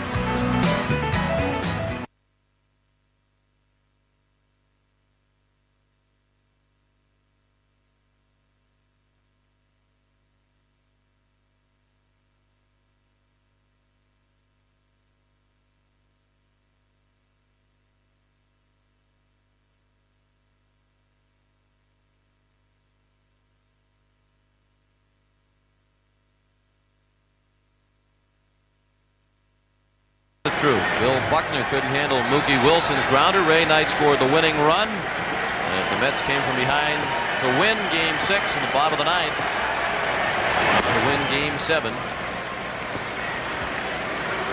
to take the series 4-3. That's difficult for me to read. So next time they show that play. Yeah, we talked about Bucky Dent the other night. Now the 1986 World Series that Red Sox fans will never forget, along with that 78 home run by Dent. Of course, the talented actor Charlie Sheen recently purchased that ball at an auction for more than $90,000. Quite a collectible. And Stalker, the batter. 2 balls and 1 strike the count. Phillies running out of time. They're batting in the 7th, down 5-1 against Dave Stewart. Was only allowed 2 hits. They came back-to-back in the 4th when the Phillies scored their run. At the knees, 2-2. Mickey Morandini is on deck, and then Lenny Dykstra. Mariano Duncan would bat 4th in this inning.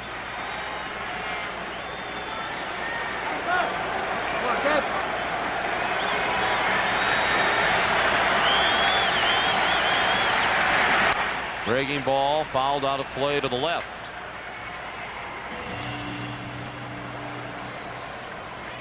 Jim Fregosi seemed comfortable with his team's position coming into tonight, even though they trailed 3-2. He talked about all the times this year that the Phillies had bounced back from adversity. They survived challenges during the regular season from Montreal and St. Louis to win the National League East. They won the final 3 games of the playoff series with Atlanta to win that series in 6. And he seemed relatively confident in his team's ability to repeat that in the World Series. Well, the Blue Jays' confidence has to be bolstered by what they went through during the regular season. 16 days on 16 different days after the All-Star break. They were tied for first, but never once did they relinquish their hold on first place. And it's not like it came easy for either organization. We talked earlier about Dave Stewart, about his frustrations becoming a pitcher. I mean, a real good major league pitcher at the age of 30. When he first won 20 games. But what about the organizations? 1985, the Blue Jays up 3-1 against Kansas City. They lost the series as the Royals came back and won 3 in a row. 1987, the Tigers ended up winning the division after the Blue Jays had a 3.5-game lead with a week to play, and they lost all 7 games that they had remaining. 1989, they lost after winning the division, losing to Oakland. It was only in winning the World Series last year that the Blue Jays finally shed that label of can't win the big one. Yeah. And then they reinforced that they could win the big one this year, when every time that they were really tested during the regular season, it seemed they could turn it on at a moment's notice and push back the opposition.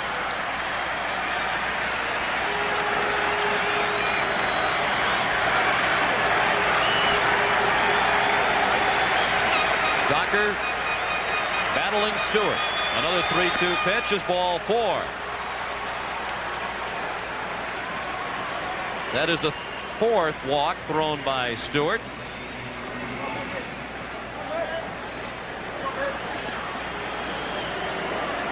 Stalker was up there for 10 pitches. Stewart has now thrown 109.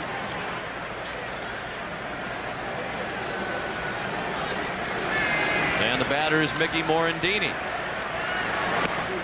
Strike 1. Action in the bullpen. Al Leiter is the left-hander, and he cocks the right-hander. The 1 strike to Morandini, fouled out of play. Stewart did not throw a complete game this year. He hasn't finished a ball game since August 14th of 1992.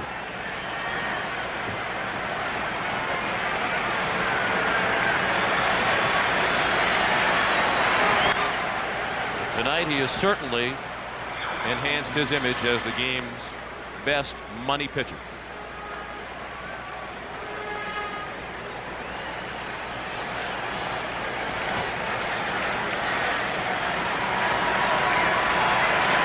There are many fans here in Toronto who get frustrated by the overall quiet at Skydome.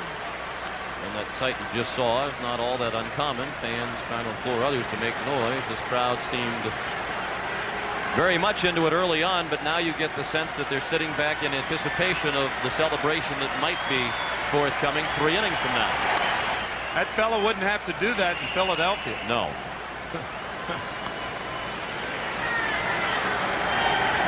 Speaking of Philadelphia, in their 110-year history, they finished last 29 times. They've won the big prize only once back in 1980.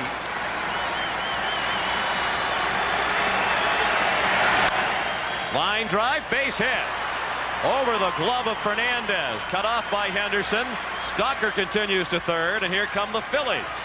First and third, and nobody out.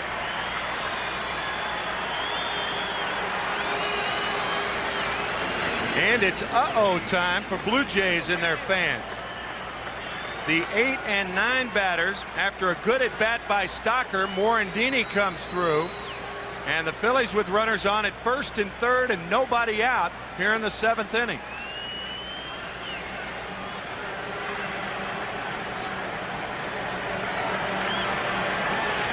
Lenny Dykstra, the batter. Tying run now in the on-deck circle. Dykstra's at the plate. Mariano Duncan is on deck. Dykstra 0 for 2 with a walk. Ball 1 up and away.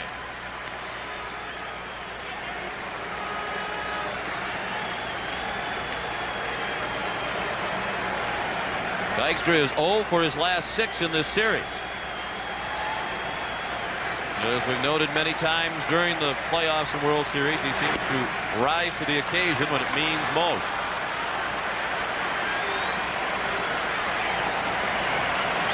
Two 2-0 is the count, and that's going to bring Galen Cisco, the pitching coach, out to the mound. Think about how flexible Dykstra is offensively. If you need a walk, he can get a walk. You need a home run, you can get a home run. An extra base hit, that too. Excellent base runner with 37 stolen bases. He can do so many things to beat you. Jim Fregosi said before the game tonight that he really doesn't get enough credit for his baseball intelligence, his knowledge of the game and how it should be played in certain situations.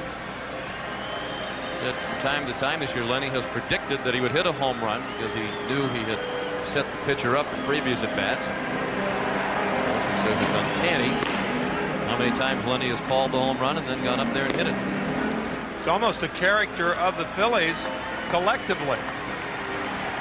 And Dykstra, a very intelligent hitter. You know, you don't think of them as intelligent players because, you know, they're chewing tobacco, John Kruk with his stomach hanging out and stuff like that. But these guys are a very, very intelligent group of ball players. And very nervous at the moment. They're down by 4 runs. In the 7th inning, the 2-0 fouled straight back.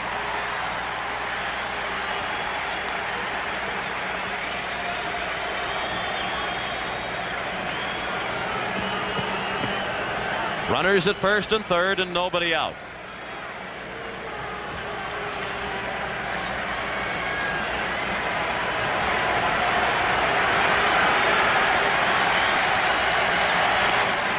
Ball 3 outside.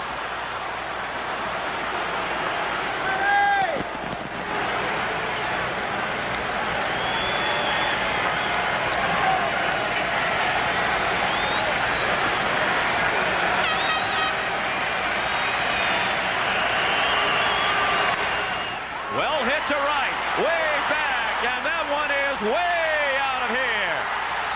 deck home run for Lenny Dykstra. And all of a sudden, it's a one-run game, 5-4.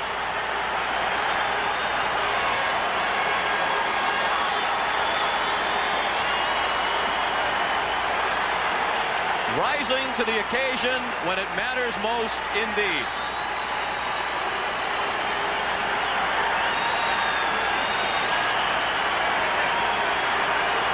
I wonder if he would have told Jim Fregosi that he was going to hit this one out, because he had Stewart set up a 3-1 fastball right down the pipe.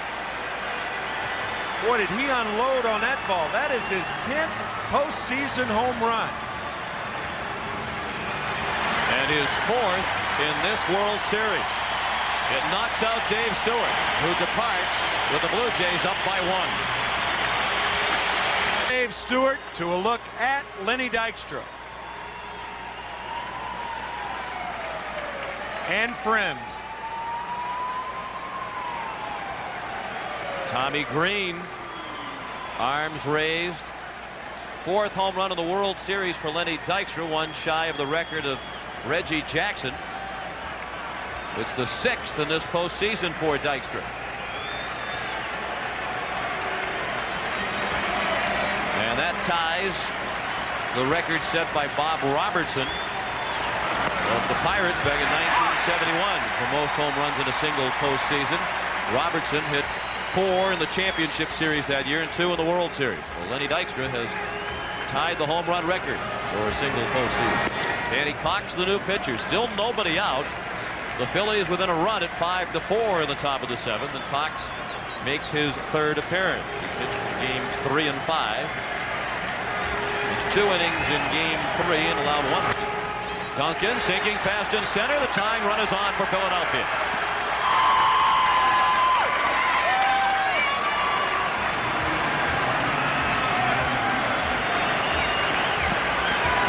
Fastball away to Duncan.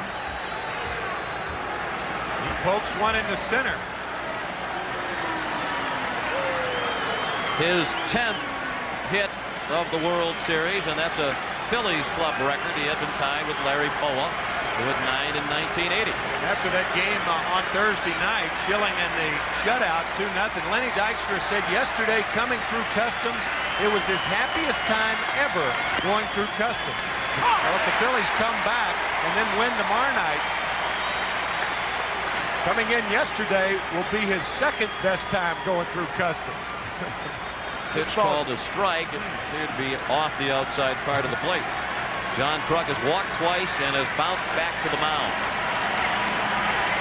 He's just 1 for his last 10. Cox missed up and away.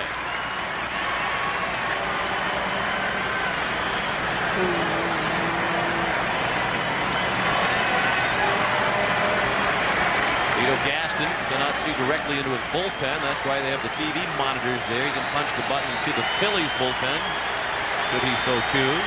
Al Leiter still throwing in the Toronto pen. The ball low. 2-1 on Kruk. And the excitement builds in the Phillies wide section.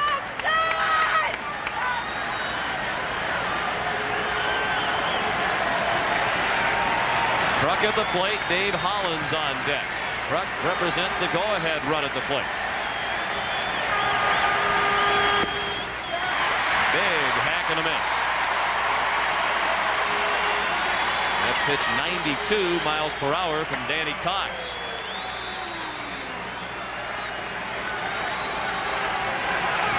And he appeared Thursday night in game 5. The 2-0 Phillies win. He pitched 1 inning, walked the first 2 men he faced, and then struck out 3 in a row. One of the walks went to Kruk. The 2-2 in the dirt. Check swing. They want an appeal. Strike 3. Mark Johnson rings up John Kruk. We'll see if Kruk went too far. Yes, he did. Good call by Mark Johnson, the 3rd base umpire.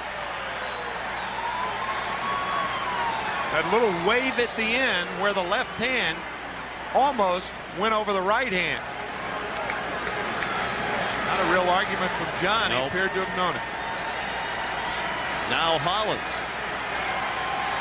0 for 3 tonight. As we've noted a couple of times, he hasn't done much in the postseason, but all of that would be forgotten with a big hit here for Philadelphia.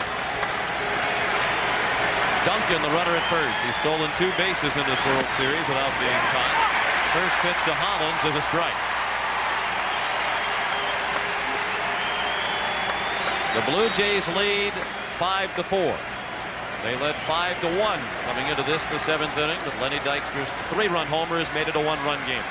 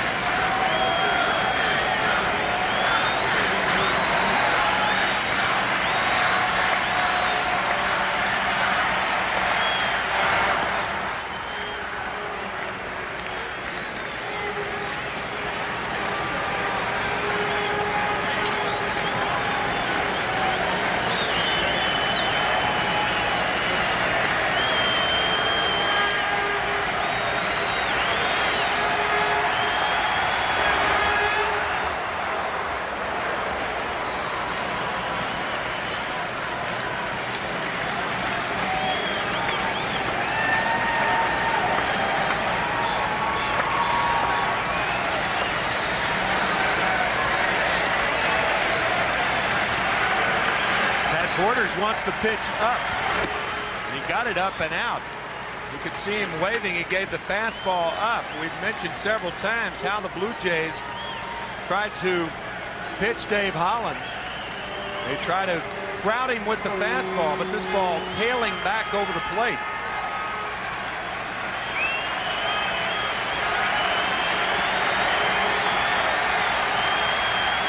The 1-1 pitch, up and away again.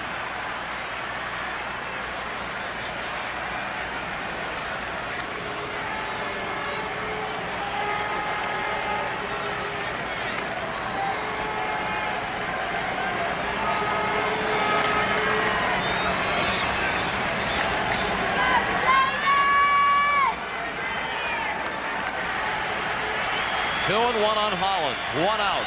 Duncan at first. 7th inning, 5-4 Blue Jays. Out of play to the left. It could be the last batter for Cox with Darren Dalton on deck, a left-handed hitter. Hollins, a much better hitter right-handed.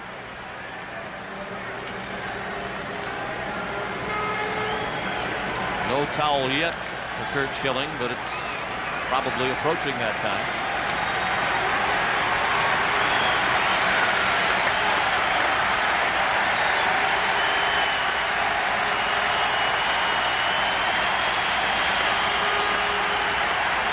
Now the 2-2 with Duncan running his ball 3. The throw, safe, and the tying run is in scoring position.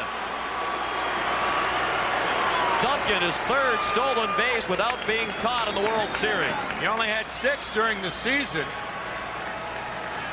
He waited and waited and waited until he got a good jump. The pitch was a good pitch to handle for Pat Borders, but Duncan had such a good jump. He slides in under the tag.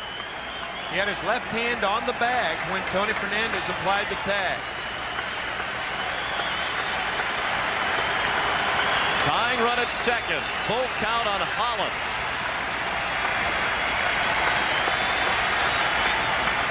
The payoff pitch. Up the middle, a base hit. Duncan waved around and he will score. 5-5.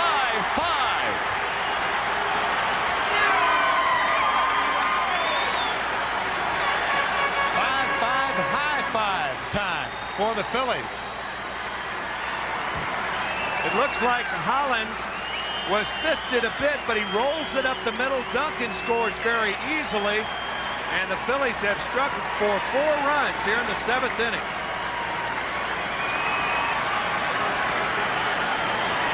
And all of a sudden, if you're a Phillies fan, it doesn't matter what Dave Hollins hasn't done prior to tonight. Still only 1 out. Go ahead run at first. 7th batter of the inning, Darren Daulton, and the right-hander Cox continues. He'll face Daulton. Surprises me. You have two left-handed batters following Daulton. You have Jim Eisenreich, Milt Thompson coming up. If you're not going to use Leiter now, why is he throwing? Cox has faced 3 men. He's given up 2 hits with the strikeout of Kruk in between. Hollins, with just his 2nd RBI in the World Series, is at first with a count of 1-0 on Daulton. Darren, a .212 hitter against left-handed pitching this year.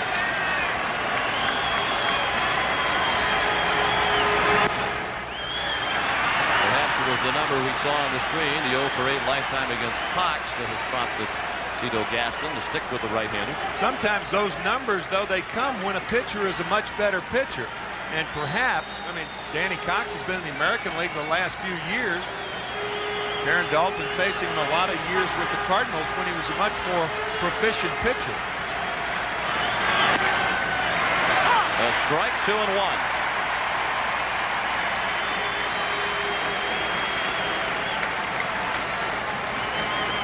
Outside half.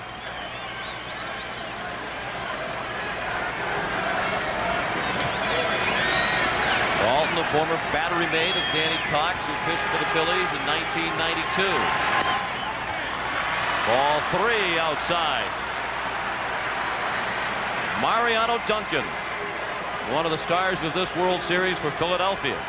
Following the Dykstra 3-run homer that made it a 1-run game, he kept the rally going with a single. He stole second and scored the game-tying run on the base hit by Hollins.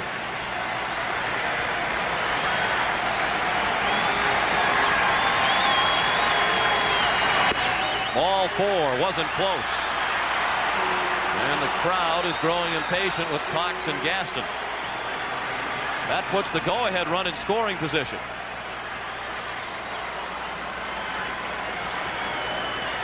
Game 7, if necessary, would be played here at Sky Dome tomorrow night. Airtime on CBS Sports, 8 Eastern Time, with the first pitch at 8:29. And if necessary, the starters would be Danny Jackson, the left-hander for Philadelphia, and Pat Henkin, the right-hander for Cito Gaston.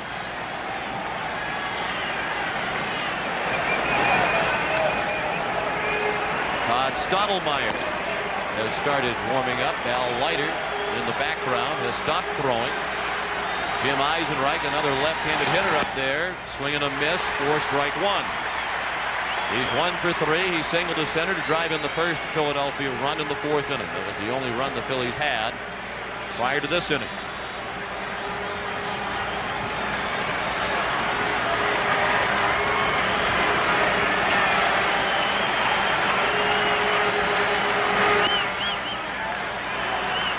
Al Leiter did have a bad outing his last time out. That was in game 4. He was really lit up by the Phillies, but he was the winning pitcher in game 1 here at Sky Dome. And I am really surprised. Possibly Leiter called down and told Cito Gaston something. But with all of the left-handers that the Phillies have, to wonder he's not in the ball game now. And if the managers hesitated to use the pitchers in the series who have had one rough outing, they wouldn't have much to choose from. That's right. That's right. Selection is few. Hollins at second, Daulton at first. Still only 1 out. The Phillies have scored 4 times here in the 7th to tie the game at 5. A 1-1 to Eisenreich as a swing and a miss for strike 2. He is the 8th batter of the inning. Milt Thompson waits on deck.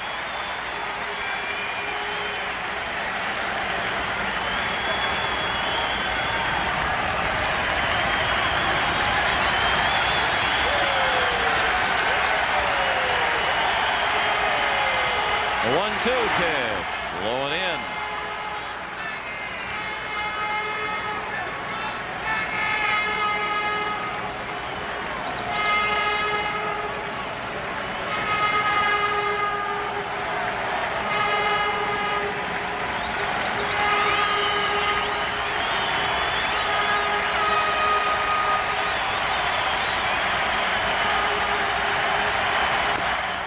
High chopper could be a big problem. It will be. Everybody's safe. Bases full of Phillies with one out. An infield hit for Jim Eisenreich, and Jim Fragosi's dad is one of the few happy fans in the seats here at Skydome. Archie has just seen, Archie Fragosi that is, he has just seen the blast and now the bloop. The players say let's have a bloop and a blast when they're down by 4. Well, it was Dykstra's blast and now Eisenreich's bloop that loads the bases with one out. Al Leiter coming in to pitch to Milt Thompson when we come back. The new pitcher is Al Leiter. Cito Gaston did not bring him in to pitch to the left-handed hitters Dalton or Eisenreich. Summoned him to pitch to Milt Thompson. Leiter, the winning pitcher in game 1, and was one of several pitchers on both sides roughed up in game 4. And he'll be greeted by a pinch hitter. Thompson called back. The right-handed hitting Pete Incaviglia sent up. He's 1 for 8 in the World Series. He's the 9th batter of the inning. The Phillies have already scored 4, and they've loaded the bases with one out. Leiter pitching on his 28th birthday. And Incaviglia drives one to center. Deep enough to bring the go-ahead run in for Philadelphia. Hollins comes to the plate to make it 6-5 Phillies.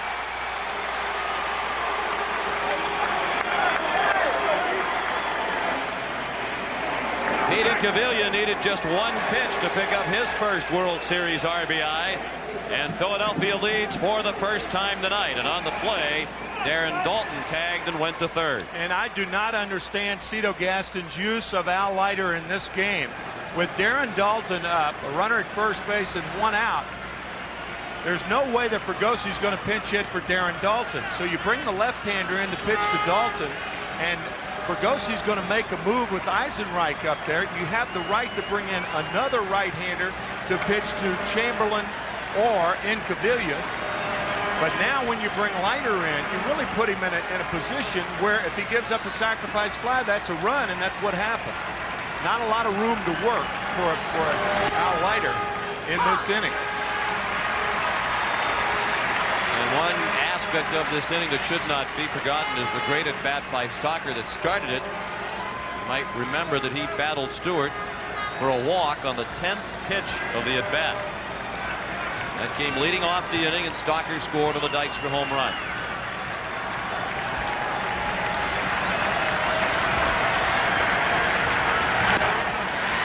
Not a good-looking swing by Stocker, who's batting right-handed for the first time tonight.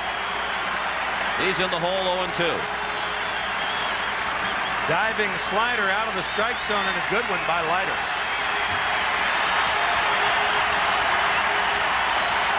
The crowd wants Leiter to put an end to the inning right here. The Phillies have scored 5 times. He struck him out. And that ends the inning. But as they stretch at Skydome, the visiting team has a 1-run lead. Phillies have taken the lead for the first time tonight with 5 runs in the 7th inning. They lead 6-5. Larry Anderson and David West warming up in the bullpen. West, the left-hander. Roger Mason is on the mound, about to begin his 2nd inning in relief of Terry Mulholland. And Pete Incaviglia remains in the game as the left fielder. So the defense weakened somewhat, but Incaviglia did his job driving in the go-ahead run. Top of the order coming up for Toronto. Ricky Henderson, Devon White, and Paul Molitor. Henderson 0 for 3 tonight.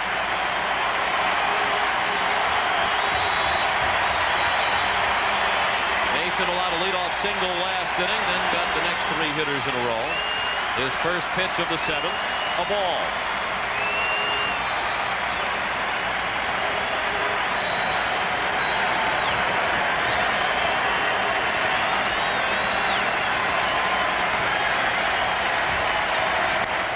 Well hit to left.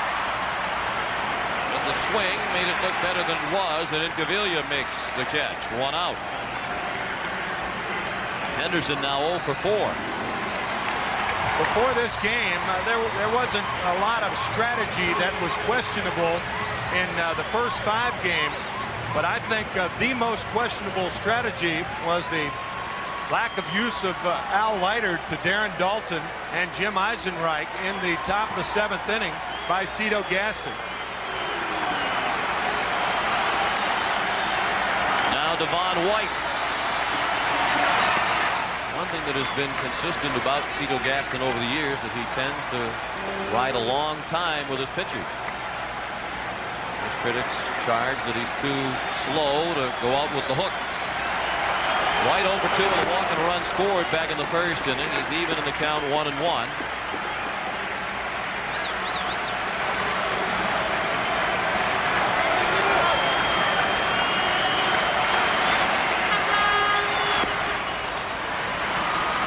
One and 2 the count.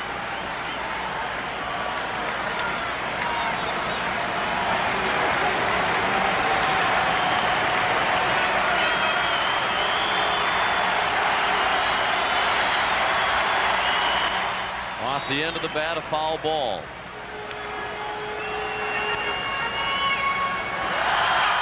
Jim Fregosi said Roger Mason had a tired arm when he came to the Phillies on July 3rd, even though it was only July 3rd when they got Mason. He had already appeared in 34 games with the Padres and had a record of 0-7.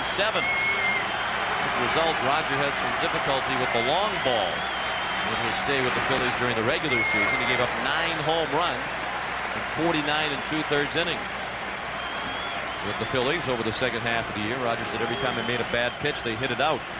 No swings and misses, no fouls back to the screen.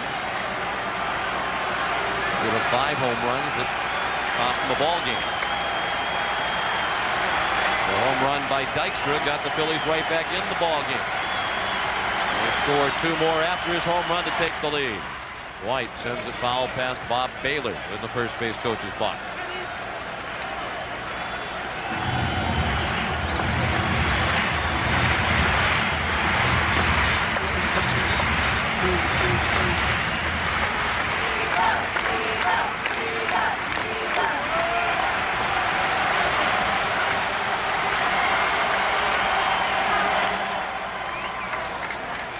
Mason has been the one bright light among the middle and long relief corps of Philadelphia in this World Series. He's now only given up 1 run in 6 2/3 innings.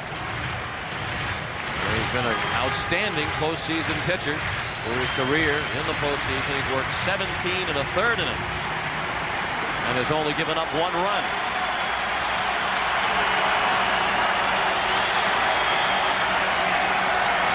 The 2-2 on its way to White. He struck him out with the high fastball. White strikes out for the 2nd time tonight. Roger Mason had thrown all of those split finger fastballs. White was in a defensive position, and when a hitter's like that, that's the time to pop him up and in, and that's what Mason did.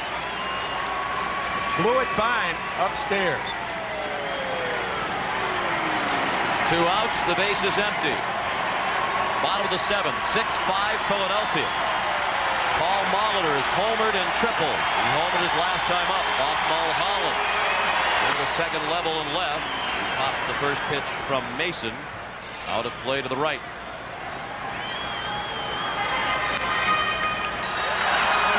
Then to Molitor. Paul Molitor's wife.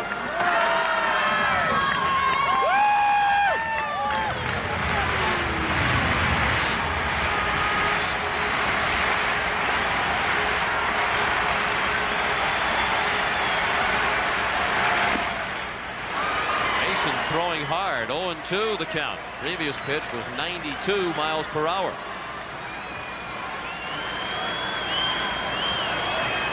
.88 miles per hour on the 2nd pitch to Molitor.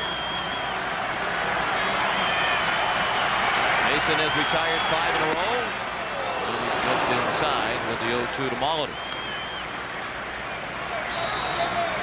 Well, just off the plate, and that's where it should be with the count 0-2. Mason 6'6", and when he releases the ball appears to be about 3 or 4 inches more on top of you. It's tough to get your swing started against a tall guy like Mason. To center field, and Dykstra drifts back to make the catch. Ball carried a long way. 1-2-3 go the Blue Jays in the 7th. We head to the 8th with the Phillies on top, 6-5. Maria is sponsored by AT&T. The Blue Jays led 5-1 after 6 innings, but the Phillies scored 5 times in the 7th. Lenny Dykstra drove in the first 3 with a home run. Meanwhile, Paul Molitor and Roberto Alomar are pacing the Blue Jay attack again tonight. Here's a look at the Dykstra homer with Stocker and Morandini aboard into the second deck in right rather, for Lenny's 4th home run of the World Series. And the first pitch of the 8th inning, a strike to Mickey Morandini. He singled just ahead of Dykstra and scored on the home run. Facing Al Leiter.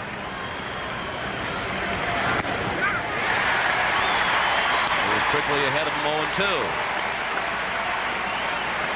Dykstra is on deck, and then Duncan.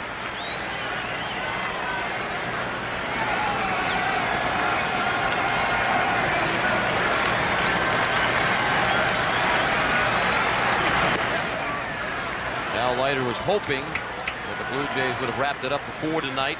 He wanted to attend his cousin Dan's wedding today in Florida.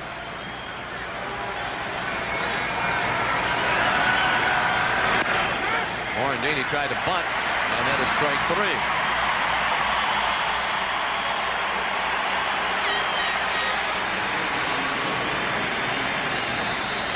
The Phillies trailed by 4 runs in the 7th inning. No team facing elimination in the World Series has ever come back from that large a deficit that late in a game to win the game.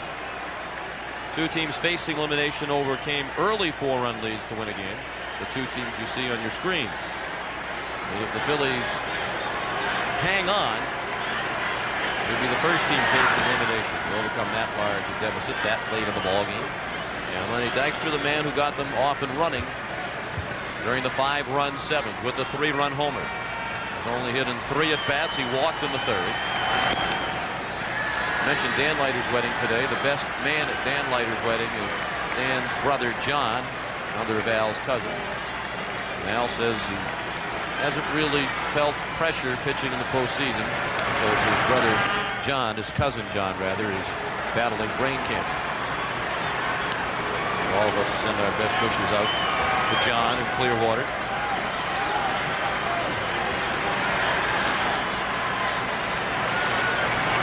That's ball 4. The first batter to reach against Al Leiter is Lenny Dykstra.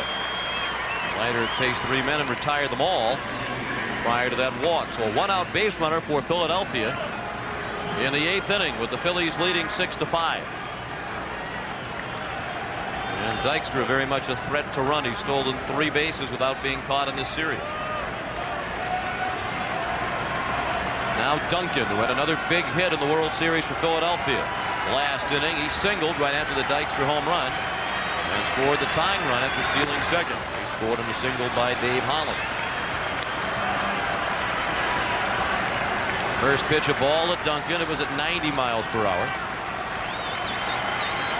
I mentioned earlier this is the first time that Duncan has ever served as the DH in a major league or a minor league game. He said he didn't really know what to do, but he thought he'd keep loose in the tunnel leading from the dugout to the clubhouse by swinging a bat between innings. Galen Cisco back to the mound with the count 2-0 on Duncan.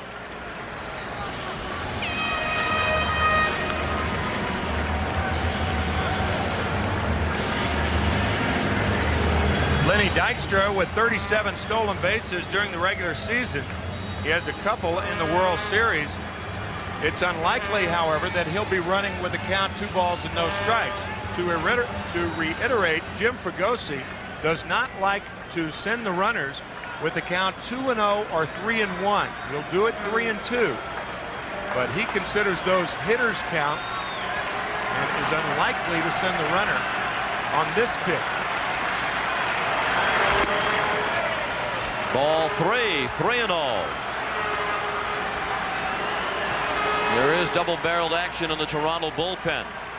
Tony Castillo is the left-hander, Mike Timlin the right-hander. Duncan is taking all the way. 3 balls and a strike. John Kruk is on deck.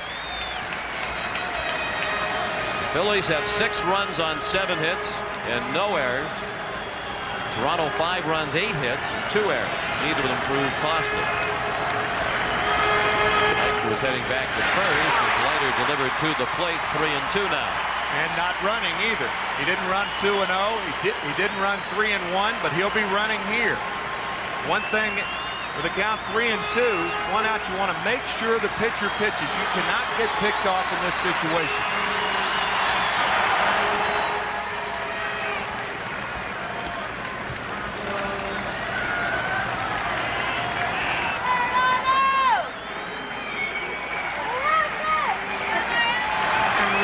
Dykstra runs, Duncan a little pop-up.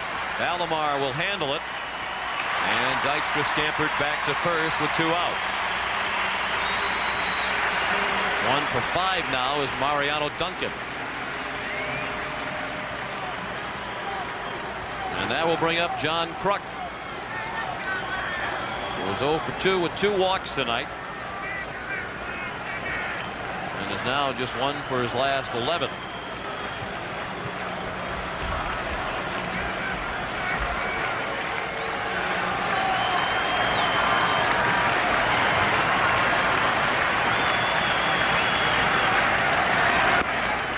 Tried to check his swing and could not.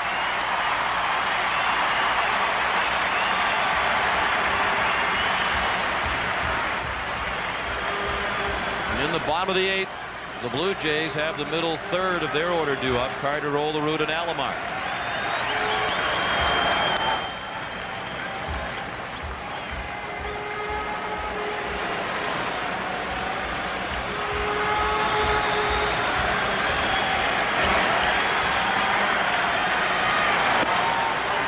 Goes, the pitch is a ball, and Dykstra has the stolen base as Borders could not get up to make the throw.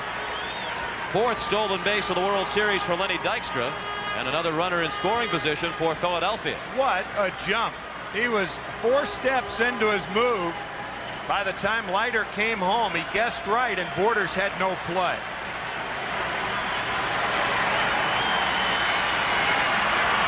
The 1-1 to Kruk. Broken bat, bouncer down to third. Sprague throws him out. The Phillies have stranded 9 base runners. We go to the bottom of the 8th. 6-5 Philadelphia. The telecast is presented by authority of Major League Baseball and may not be reproduced or retransmitted in any form without the express written consent of Major League Baseball. Roger Mason about to begin his 3rd inning of relief. He's retired 6 in a row.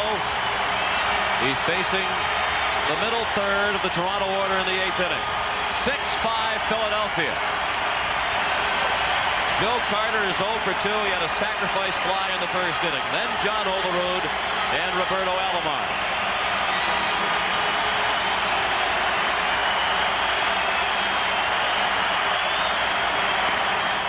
What Jim Fregosi may do is allow Mason to pitch to Joe Carter and then bring David West in, the left-hander, to pitch to Olerud, and once he finishes that, bring Larry Anderson in to pitch to the other right-hander. Even though Alomar is a switch hitter, Tony Fernandez is a switch hitter. They had the option of leaving West in or bringing Anderson in. But this could be Roger Mason's last man.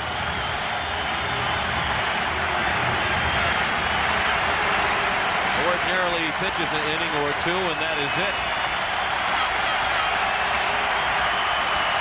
But it has to be tempting for Jim Fregosi to ride with him as long as he can, because the rest of the bullpen has been so shaky, and Mason has been the one bright light. Mason has pitched 4 innings once. Incaviglia goes toward the line to make the catch. 1 out. 4 innings once during the regular season, 3 innings 2 other times, and I think Jim's going to make the move. He will. So Mason will depart, having pitched 2 1/3 innings, having retired the last 7 men he has faced. And David West, the left-hander, will come on to work to John Olerud. With the score, Philadelphia 6 and Toronto 5 will return to Sky Dome right after this. West is the new pitcher for Philadelphia. He's on to protect a one-run lead with one out of the bases empty in the eighth. It's his third appearance of the World Series. He's had a tough time. Pitched a total of 1 inning and has given up 5 hits and 3 earned runs. He's faced 9 men and has given up 5 hits and hit a batter. Greeted by John Olerud.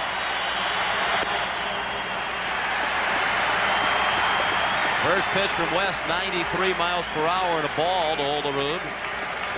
He was 1 for 3, doubled and scored in the first inning. He's lined the outfield for outs twice since then.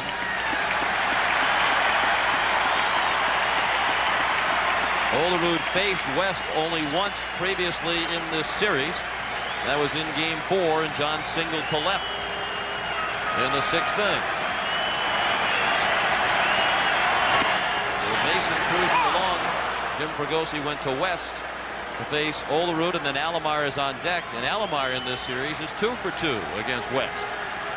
So you may see David West just work to Olerud. We'll see. If he walks him, I would think he will certainly just work to Olerud. Of course, Alomar, on the other hand, is a much better left-handed hitter than he is right-handed. All sorts of options here. Ball 4. West walks Olerud on 5 pitches. And we saw Jim Fregosi the other night go all the way with Curt Schilling, 146 pitches. Obviously, he wanted to stay away from the bullpen. If Roger Mason could continue on at all, wouldn't the same attitude apply? Here's a guy who is one of my few who's pitched well. I'm going to go with him as long as I can. Yeah, I think that's a very valid point. But on the other hand, he's done this with David West, 76 appearances all year, and they flip-flop the West-Anderson tandem, and that's what he's going to do again. So West departs after putting the tying run on first. Olerud drew the walk from West. And John has been removed for Alfredo Griffin as a pinch runner.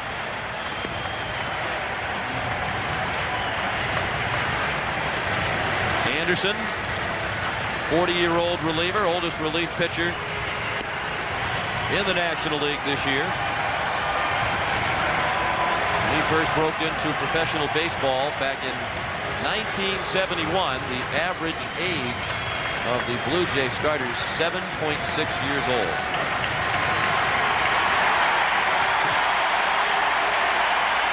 Kind of interesting that Griffin's in the ball game now. I think Cañate is a faster runner. He was the pinch runner the other night in the game with the Blue Jays down by 2. Maybe Cito Gaston is leaving Griffin in the game because he's going to stay in the game, possibly as a first baseman.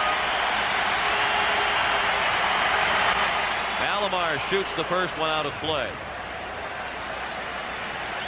And really every number that we've seen, including one we just saw, Alomar's impressive average lifetime against Larry Anderson, points toward leaving Mason in if you absolutely can. West has had a very tough time. Anderson has not fared well against Alomar. Yet the pitcher who's pitched well goes out of the game in a crucial situation, handed over to 2 guys who not only haven't pitched well in general, but in specific matters against these 2 batters who come up for Toronto haven't pitched well one-on-one against them. Out of play, Anderson quickly ahead of Alomar, 0-2. Roberto has had a perfect night. 2 singles and a double. He has scored a run and driven in 1.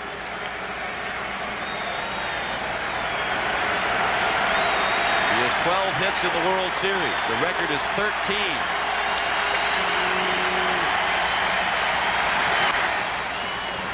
A pop-up. Hollins does not have room.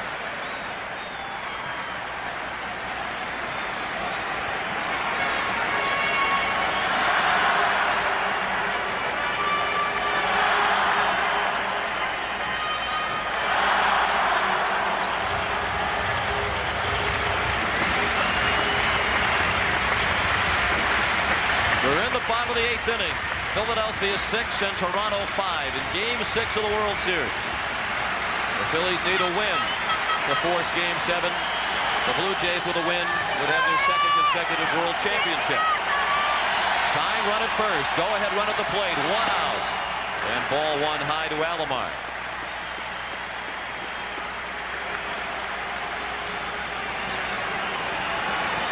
The hit would be his 13th of the World Series and would tie the World Series record set by Bobby Richardson, Lou Brock, and Marty Barrett. Just outside. Anderson tried the backdoor breaking ball.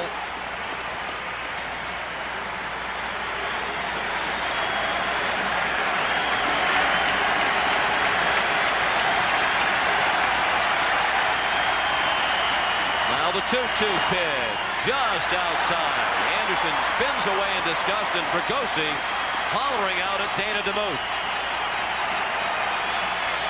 Anderson's reaction on the 1-2 pitch. He was livid, and now he's joined by Darren Daulton, but as you can see, that ball's outside.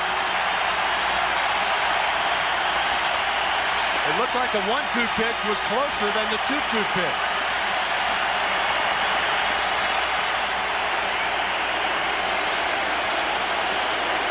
Cito Gaston has to decide if Alfredo Griffin will run on a 3-2 pitch to Alomar with 1 out. He is not running, and Alomar sends it out of play and left.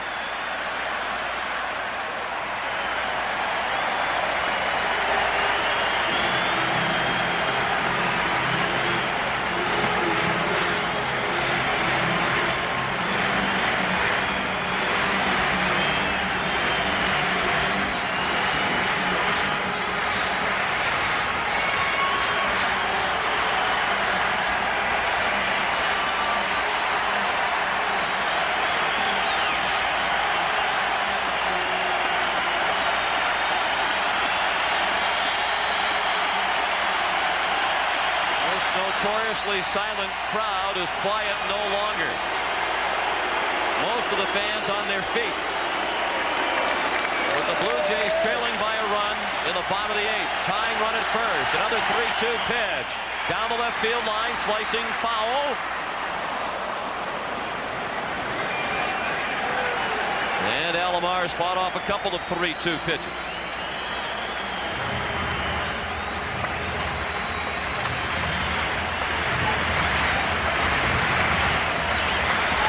Roberto will be followed by Tony Fernandez.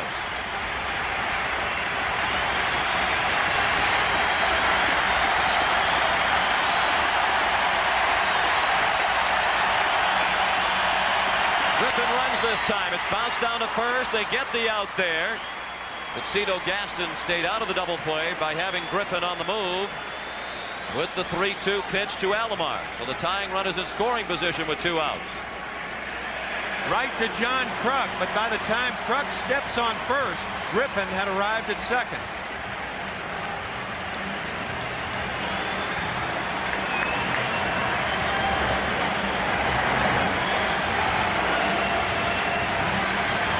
Interesting situation right here in the foreground. Daulton and Anderson talking. There is almost no way you can walk Tony Fernandez. You're not going to walk the go-ahead run on first base. But Fernandez has been nothing but trouble for the Phillies. 9 RBIs. That's already more than any other shortstop in World Series history. Tony is 0 for 3 tonight. Griffin representing the tying run at second. 2 outs. Bottom of the 8th, 6-5 Philadelphia. Chopped slowly down the first base line. Foul ball. It hit Fernandez.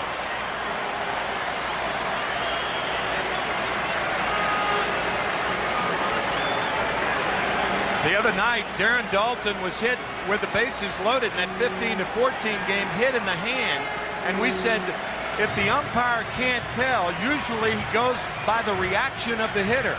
And right here, you could see it just hit the right side of the shoe, looked like the right side of the foot. And the reaction was immediate.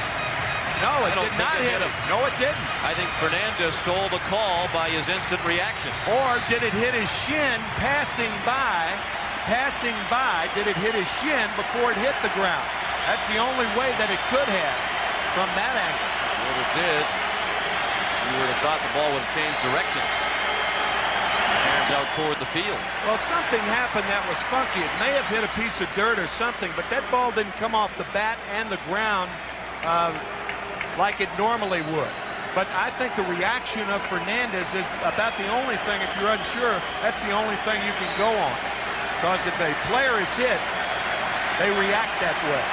The Phillies did not argue. 1-1, the count on Fernandez. He started to step out, then stepped back in toward the pitch and watched ball 2 sink low and away.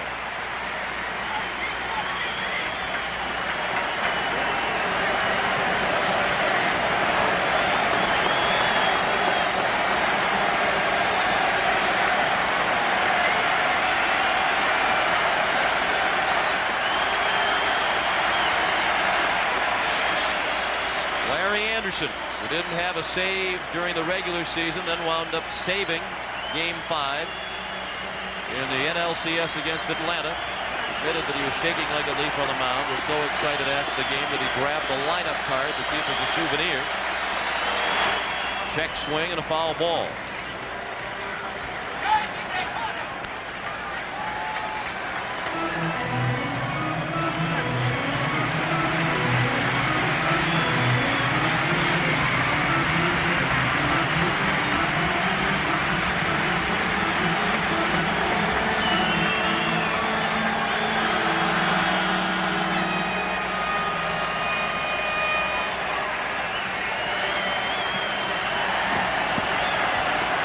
Fredo Griffin running for John Olerud. The tying run at second base with 2 outs in the 8th inning. 6-5 Philadelphia. Anderson's 2-2 to Fernandez. Hit him.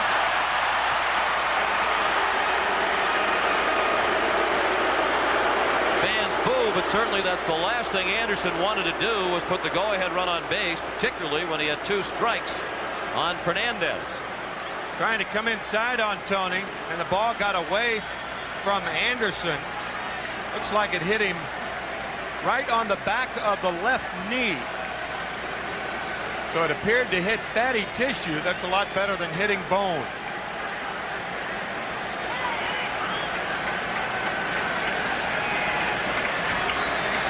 Blue Jays trainer Tommy Craig to 10 to Tony Fernandez. That'll bring up Ed Sprague. Alfredo Griffin's already in the game. I mean, he could play shortstop if Fernandez leaves. I think Tony's going to be all right. But then who plays first base? Ed Sprague, the third baseman, has not played first base this year.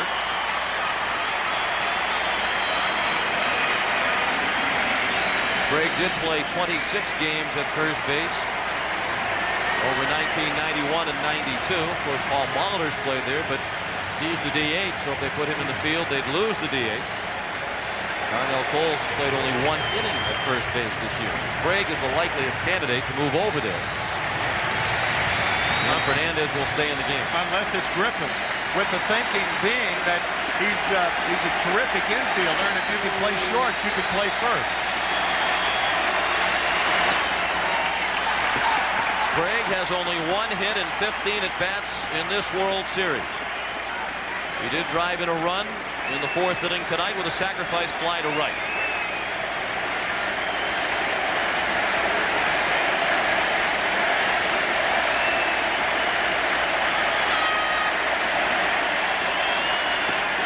A ball low and away. 2-0 on Sprague.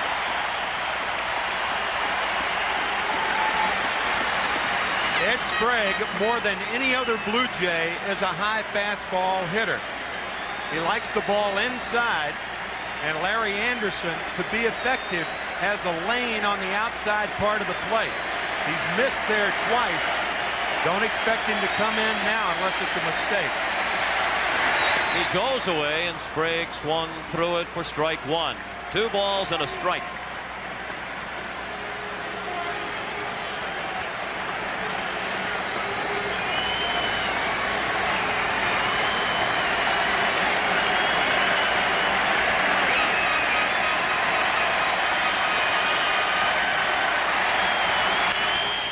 The end of the bat, a foul ball. Again, Anderson stayed away from Sprague. 2-2 the count. If you're the hitter right here, if you're Ed Sprague, you forget about the inside part of the plate. You have to protect away anyway with 2 strikes. And Anderson has shown that he's going to go out there,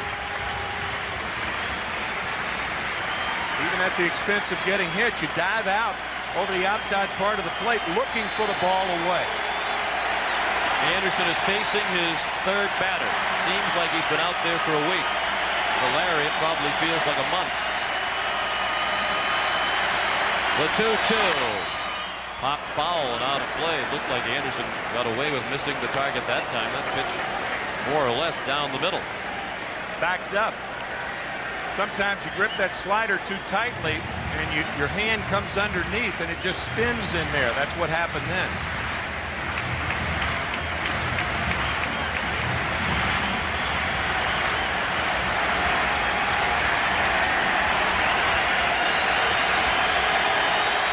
The Phillies lead 6-5 in the 8th inning. The Blue Jays have the tying run at second, the go-ahead run at first with 2 outs, and a 2-2 to Sprague. He fouled away another.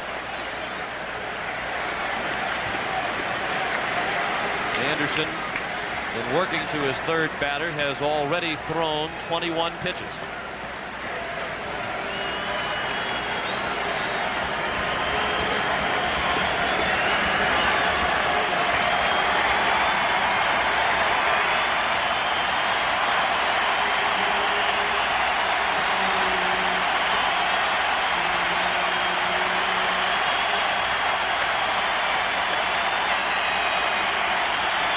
Another 2-2 pitch and another foul ball.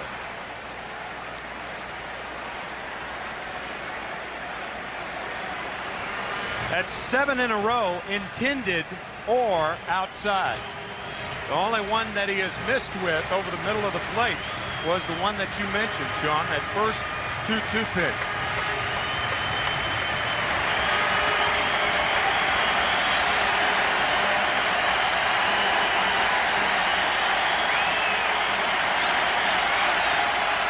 Splitter here for ball 3.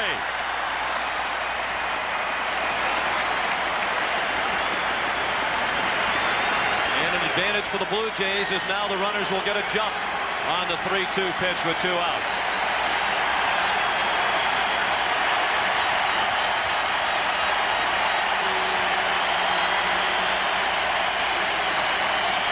The payoff pitch outside, ball 4.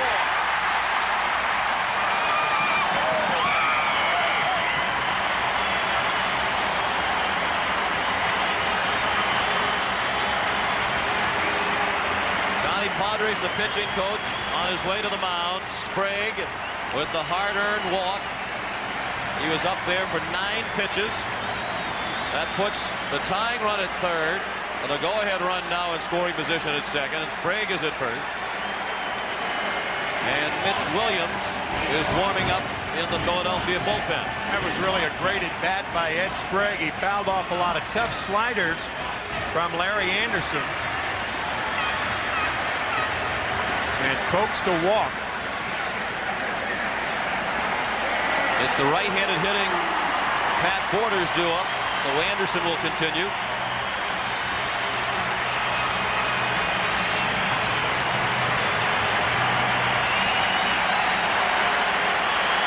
Borders has only driven in 1 run in this World Series. He was the most valuable player of the World Series last year. He's 2 for 3 tonight with a couple of singles. Ball 1 outside.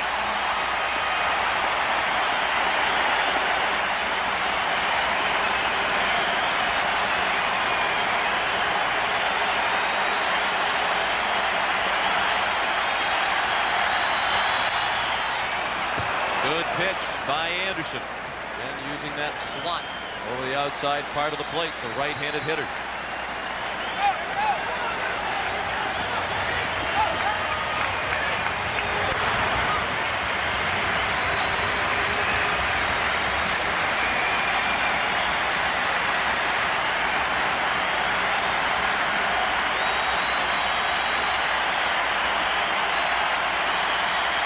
The 1-1 popped up out of play.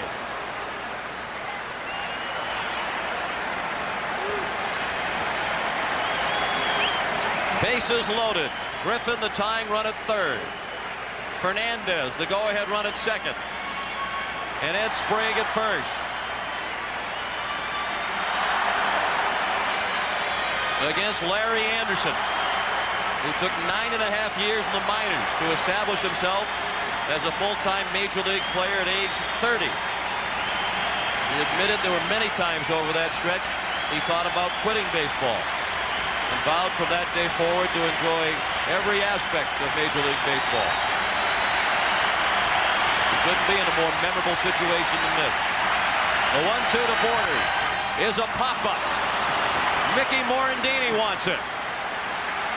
And he makes the catch. And Toronto leaves the bases loaded in the 8th inning. We go to the 9th. It's still a 1-run lead for Philadelphia.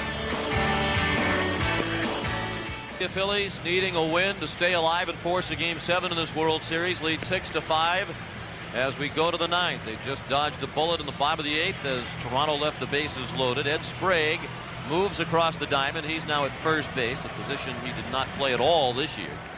Alfredo Griffin remains in the game at third base. And Cito Gaston, in his desire to keep it a 1-run deficit into the bottom of the 9th, has gone to his ace closer, Dwayne Ward. He's appearing for the 4th time in 6 games, and he's greeted by Dave Holland.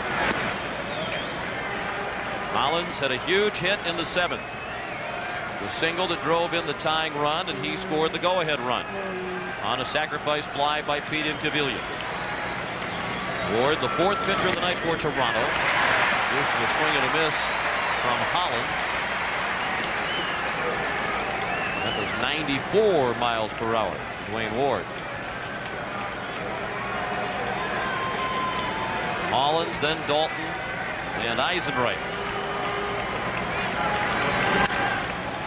In the air in right center. Carter a long run. White is there, and he makes the catch.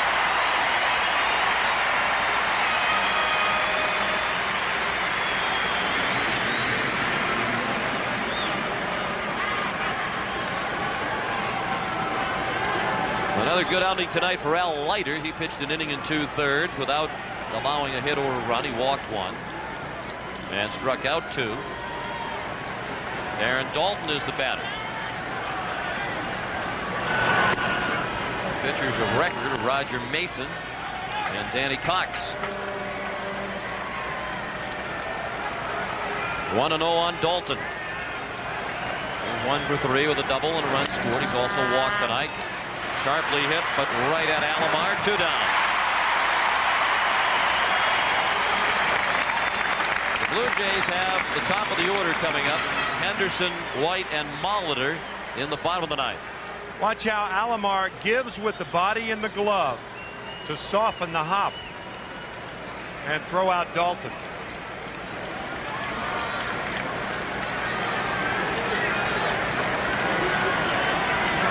Jim Eisenreich, the batter. Little pop-up. It will be close. Griffin runs out of room. Jim Fregosi has said several times in this postseason, as a manager, you don't do things differently in postseason play. You manage the way you did in the regular season. Well, during the regular season, in an instance like this, it's a 1-run game going to the bottom of the 9th. He hands the ball over to Mitch Williams. Given wild things, difficulties, does he give him the ball in the bottom of the 9th tonight? Well, you could see him in your monitor. I think with Ricky Henderson coming up, I think Larry Anderson will be called on to get out Henderson. We'll see. Indeed we will. Ward did his job, a 1-2-3-9. Last chance for Toronto coming up. A 1-run lead for Philadelphia as we go to the bottom of the 9th, and the question posed in the top of the 9th has been answered. Jim Fregosi will manage as he did during the regular season, and he'll give the ball to Mitch Williams to try to get the final 3 outs and force a Game 7. Remember that old television series, Get Smart, with Don Adams. The great line in that was right 99. Well, Jim Fregosi getting smart and calling in number 99 again. 43 saves this year. It was not a clear-cut thing. I mean, the last time out, Mitch Williams was laced all over Veterans Stadium. And this is his first appearance since Wednesday night. And he was not warming up with the score 2-0 in favor of Philadelphia in the late innings the other night. Perhaps it's only fitting that in a game like this, no matter which team wins, that Mitch Williams and Kim Batiste will appear in the ball game. They've been a familiar duo in the postseason. And there hasn't been a dull moment yet when those two have been in the ball game. Concern about Williams lately from the Phillies standpoint has been his velocity. It has been down in his last couple of outings. Top of the order, Rickey Henderson, Devon White, and Paul Molitor. The Blue Jays need a run to force extra innings. 2 runs, and they're the world champions.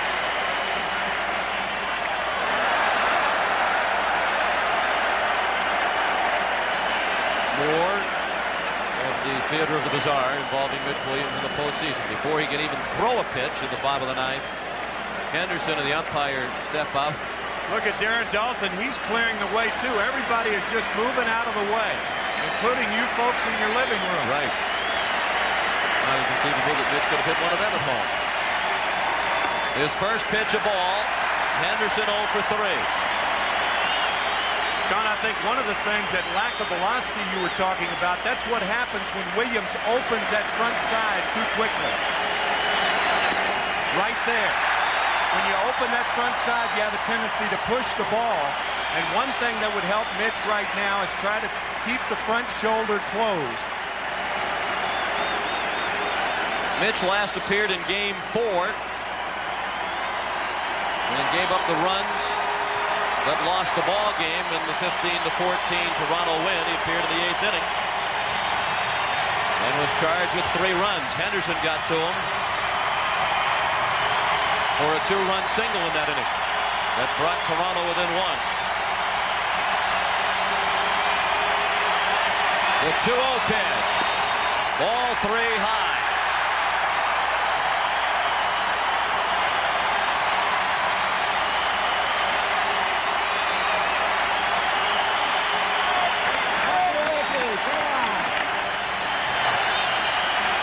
Ball 4.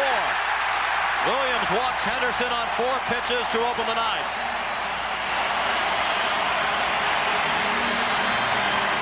It is said that television's a visual medium, but not in Philadelphia tonight because nobody's watching.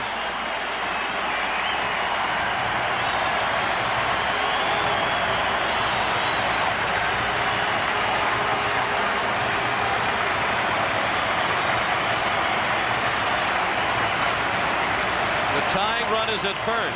The go-ahead run, the winning run, the run that would win the World Championship, comes to the plate in the person of Devon White, who had the 2-run triple at the expense of Mitch Williams that won Game 4, 15-14.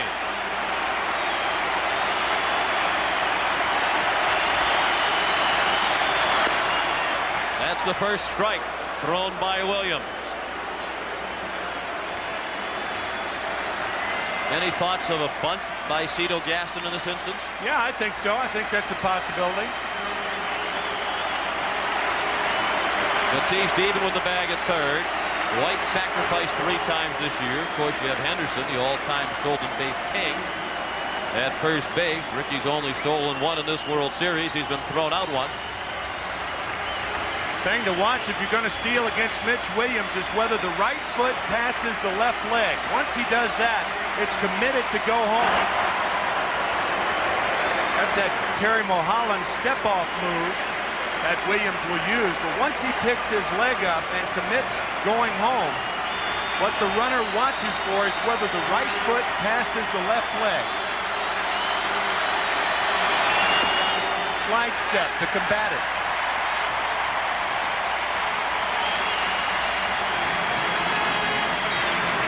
One and one, the count.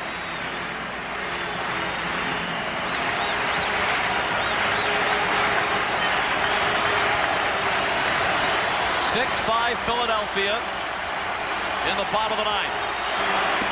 Up and away, 2-1 the count. See, now Rickey Henderson has taken Williams out of his game.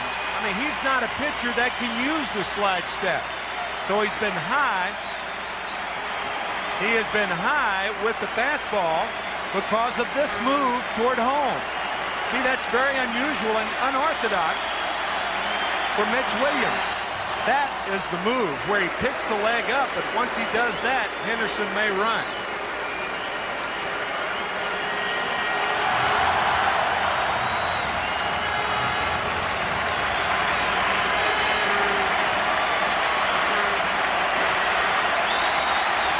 To the plate comes Williams. Foul ball by White. 2-2 the count. Paul Molitor is on deck. If you're just joining us, the Blue Jays jumped off to a 3-0 lead in the first inning. They led 4-1 after 4, and then the Phillies scored 5 times in the 7th to take a 6-5 lead. There's not been any scoring in the game since then, despite opportunities on both sides. Henderson at first, nobody out. 2-2 to White, foul ball.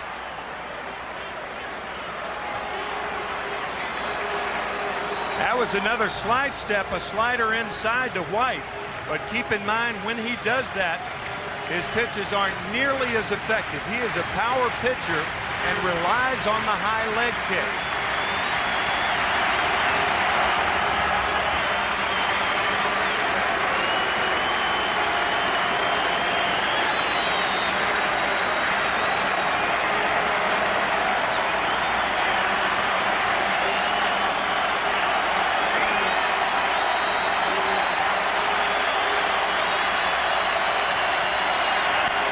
Pulled sharply foul.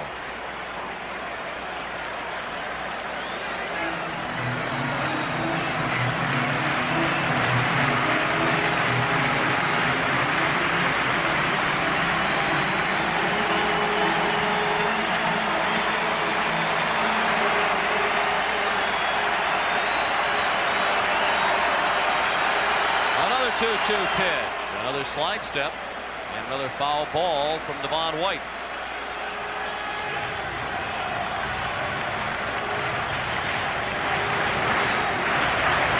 Kim Batiste on the line at third. If White hits the ball into the position, a double play gets him out of trouble.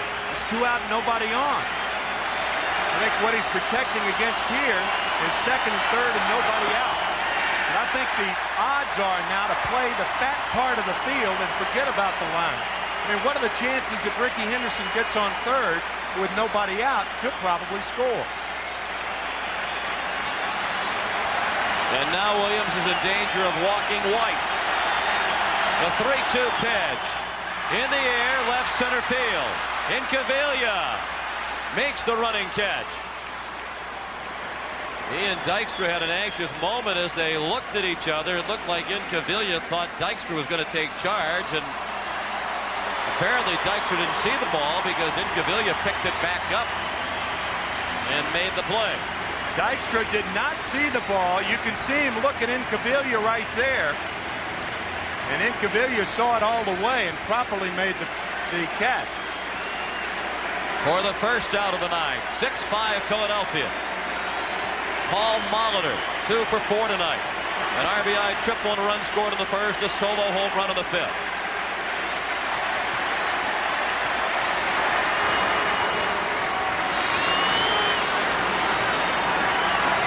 Ricky Henderson at first with 1 out.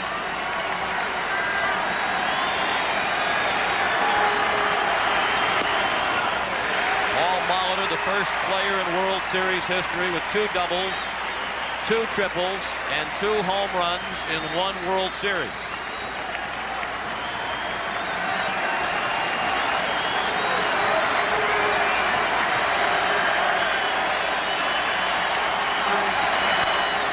Fouled away, 1 ball and 1 strike.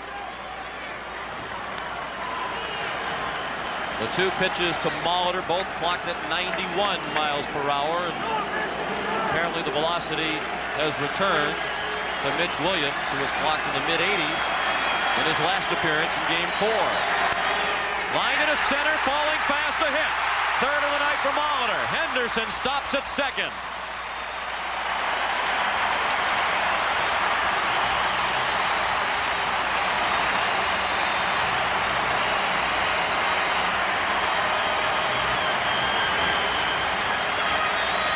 Paul Molitor has been a hitting machine in this series.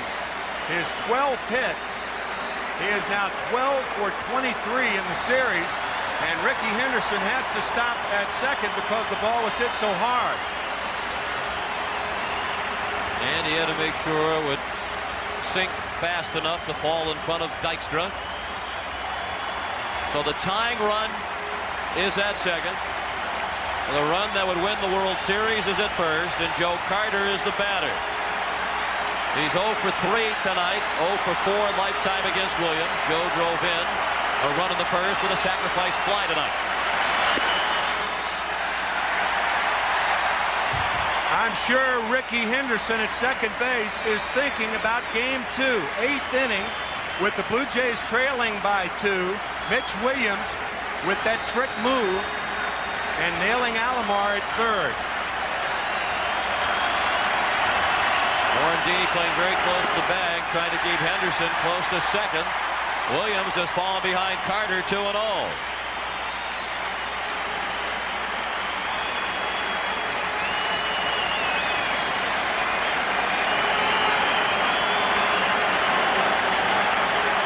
Alfredo Griffin, who entered the game last inning as a pinch runner for Olerud, is on deck, and there's that move by Williams. Ricky wasn't more than 3 or 4 steps away from second. There's Griffin.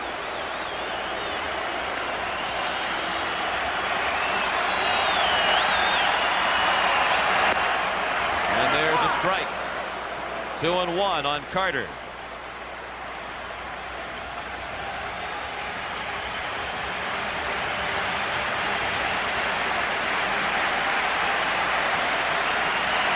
Carter is 0 for his last 7. And he swung at ball 3. 2 balls and 2 strikes.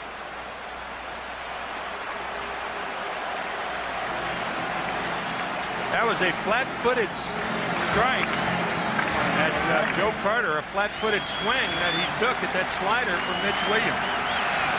Looked awkward, didn't he? Now the 2-2. Well hit down the left field line. Way back and gone!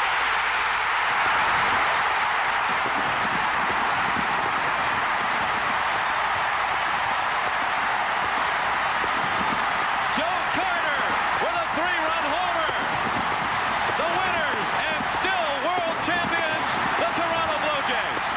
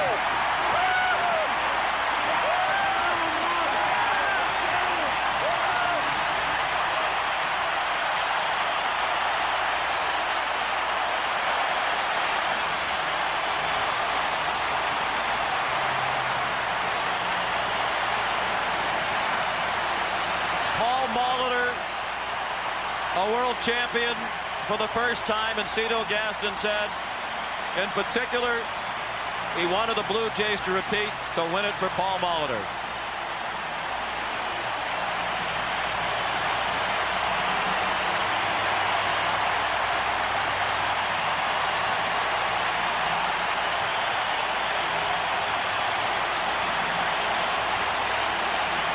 And obviously, Gaston was speaking for the rest of the Blue Jays as well.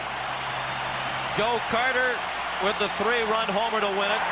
before the World Series, when we asked him how close he was to leaving via free agency after last year's World Championship to go to Kansas City, he held his thumb and forefinger about 1/8 of an inch apart and said, "This close."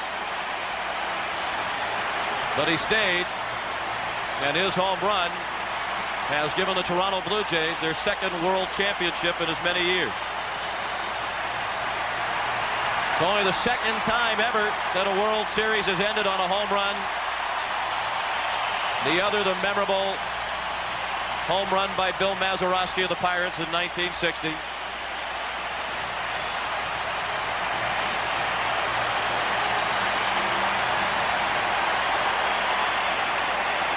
And a heartbreaking end to the season for the Philadelphia Phillies.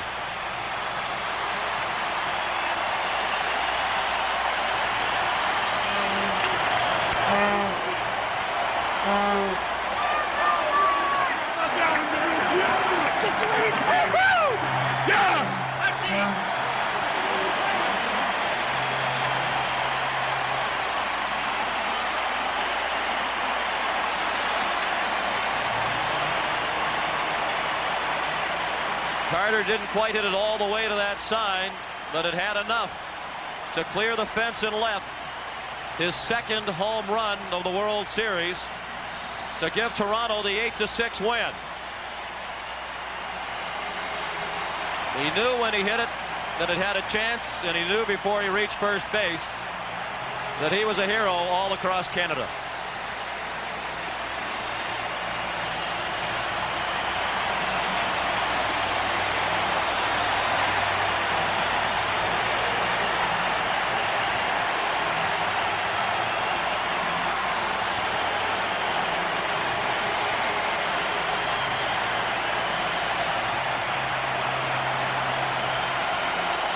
Incredible ending to a postseason that had many remarkable and memorable moments. And for the first time ever, the Toronto Blue Jays have won the World Series on Canadian soil. Congratulations to the '93 World Champions.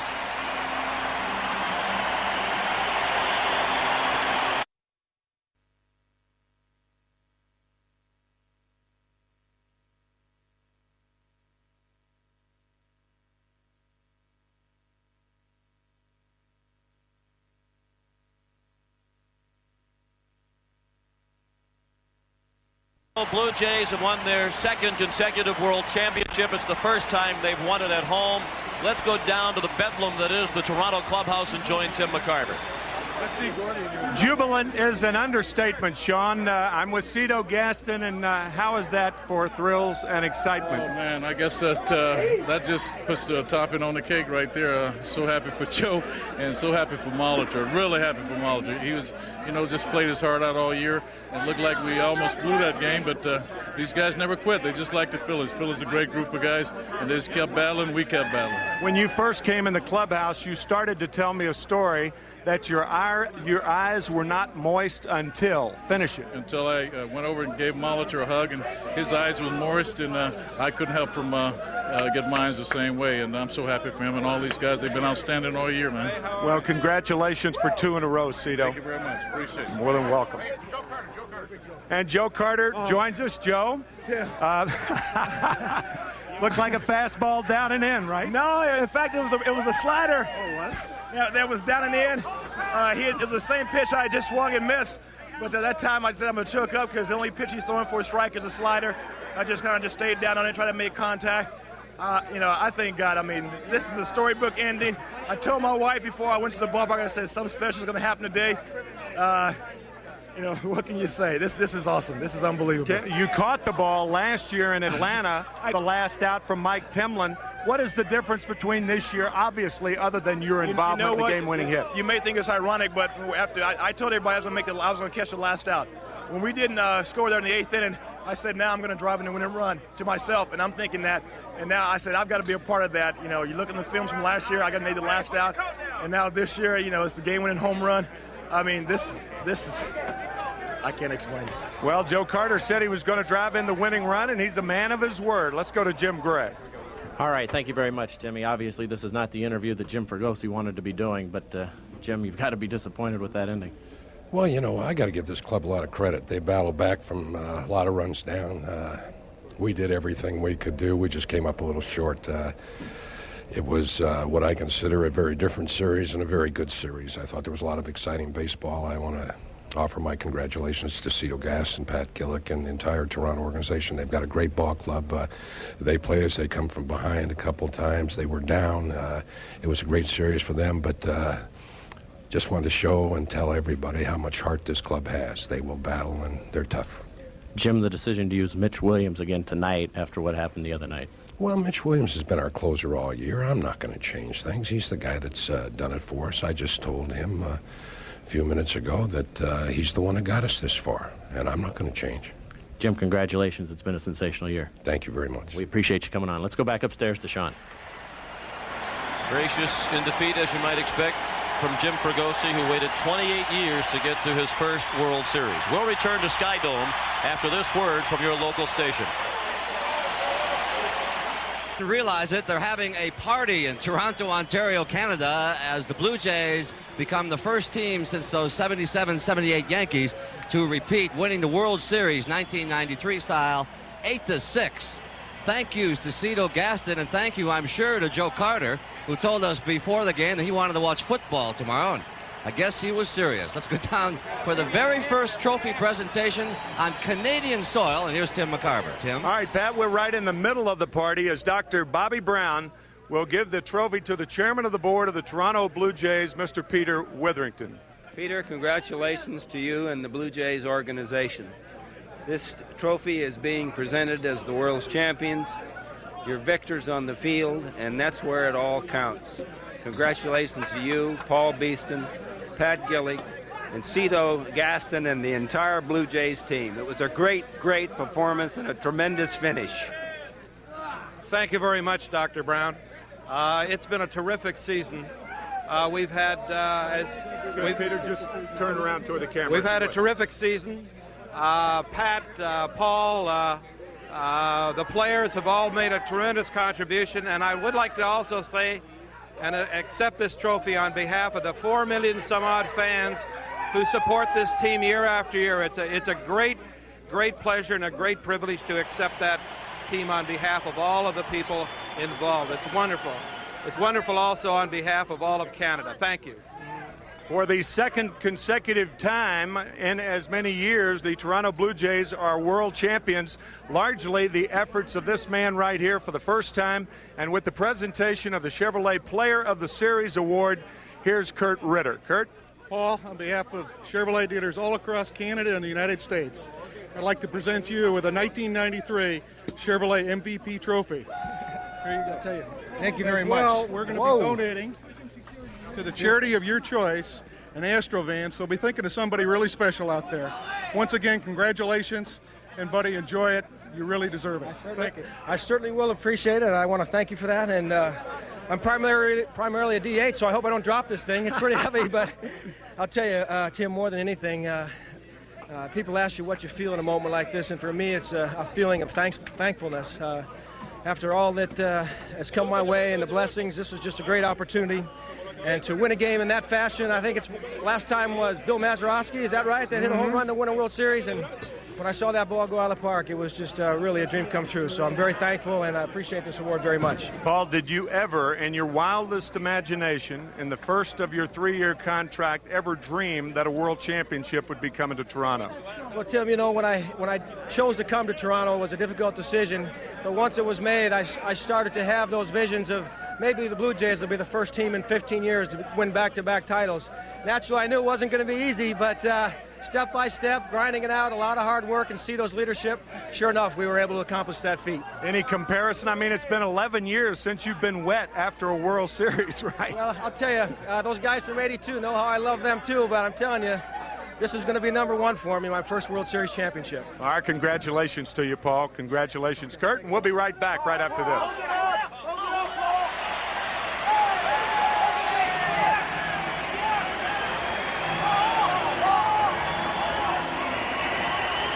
Suspect the party will continue on through the night, the early morning hours, up through Sunday morning, Sunday afternoon. Sunday, it's going to go on for a while up here in Toronto. They win the World Series. 8-6. You know, as Tony Kubek once said about Mickey Mantle, just when he was learning to say hello, he was saying goodbye. This is kind of the way we feel here at CBS Sports. It doesn't seem possible that our 4 years as the caretaker of the national pastime are over, but here we are saying goodbye. And in that short time, not only do we have probably one of the greatest World Series ever between Atlanta and Minnesota, the 7-gamer, we also had arguably one of the greatest World Series games the other night. And folks, how about this one tonight? In all, and you're looking at them now, a lot of memories, a lot of good memories, and we hope that you cherish these pictures and these sounds as much as we enjoyed bringing them right into your homes. Time to say goodbye, but knowing full well that the grand old game will never say goodbye. It just keeps rolling up the memories. From all of us here at CBS Sports, I'm Pat O'Brien. Thank you for watching, and good night, everybody.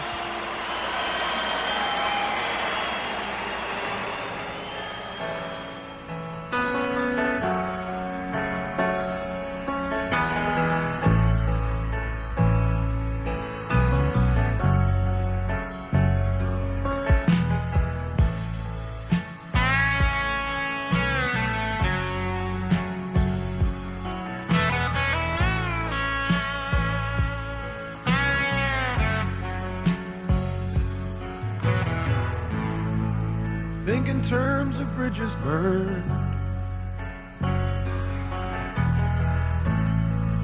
Think of seasons that must end. See the rivers rise and fall. They will rise and fall again. Everything must stand again, like an ocean to a shore, like a river to a stream, like a river to a stream. It's the famous final scene.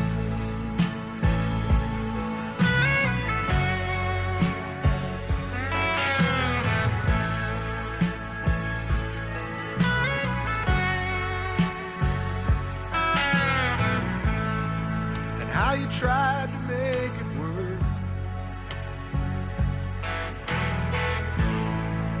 Did you really think it could? How you tried to make it last. Did you really think it would?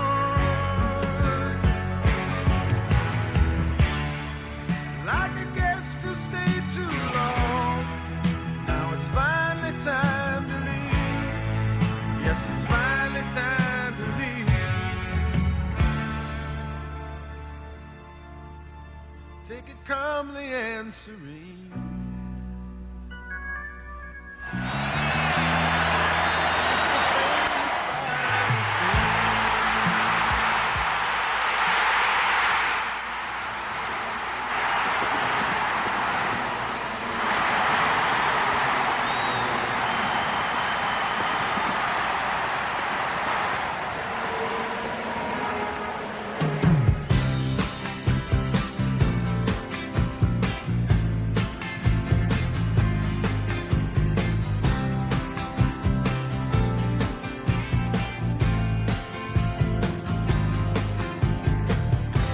Summertime is coming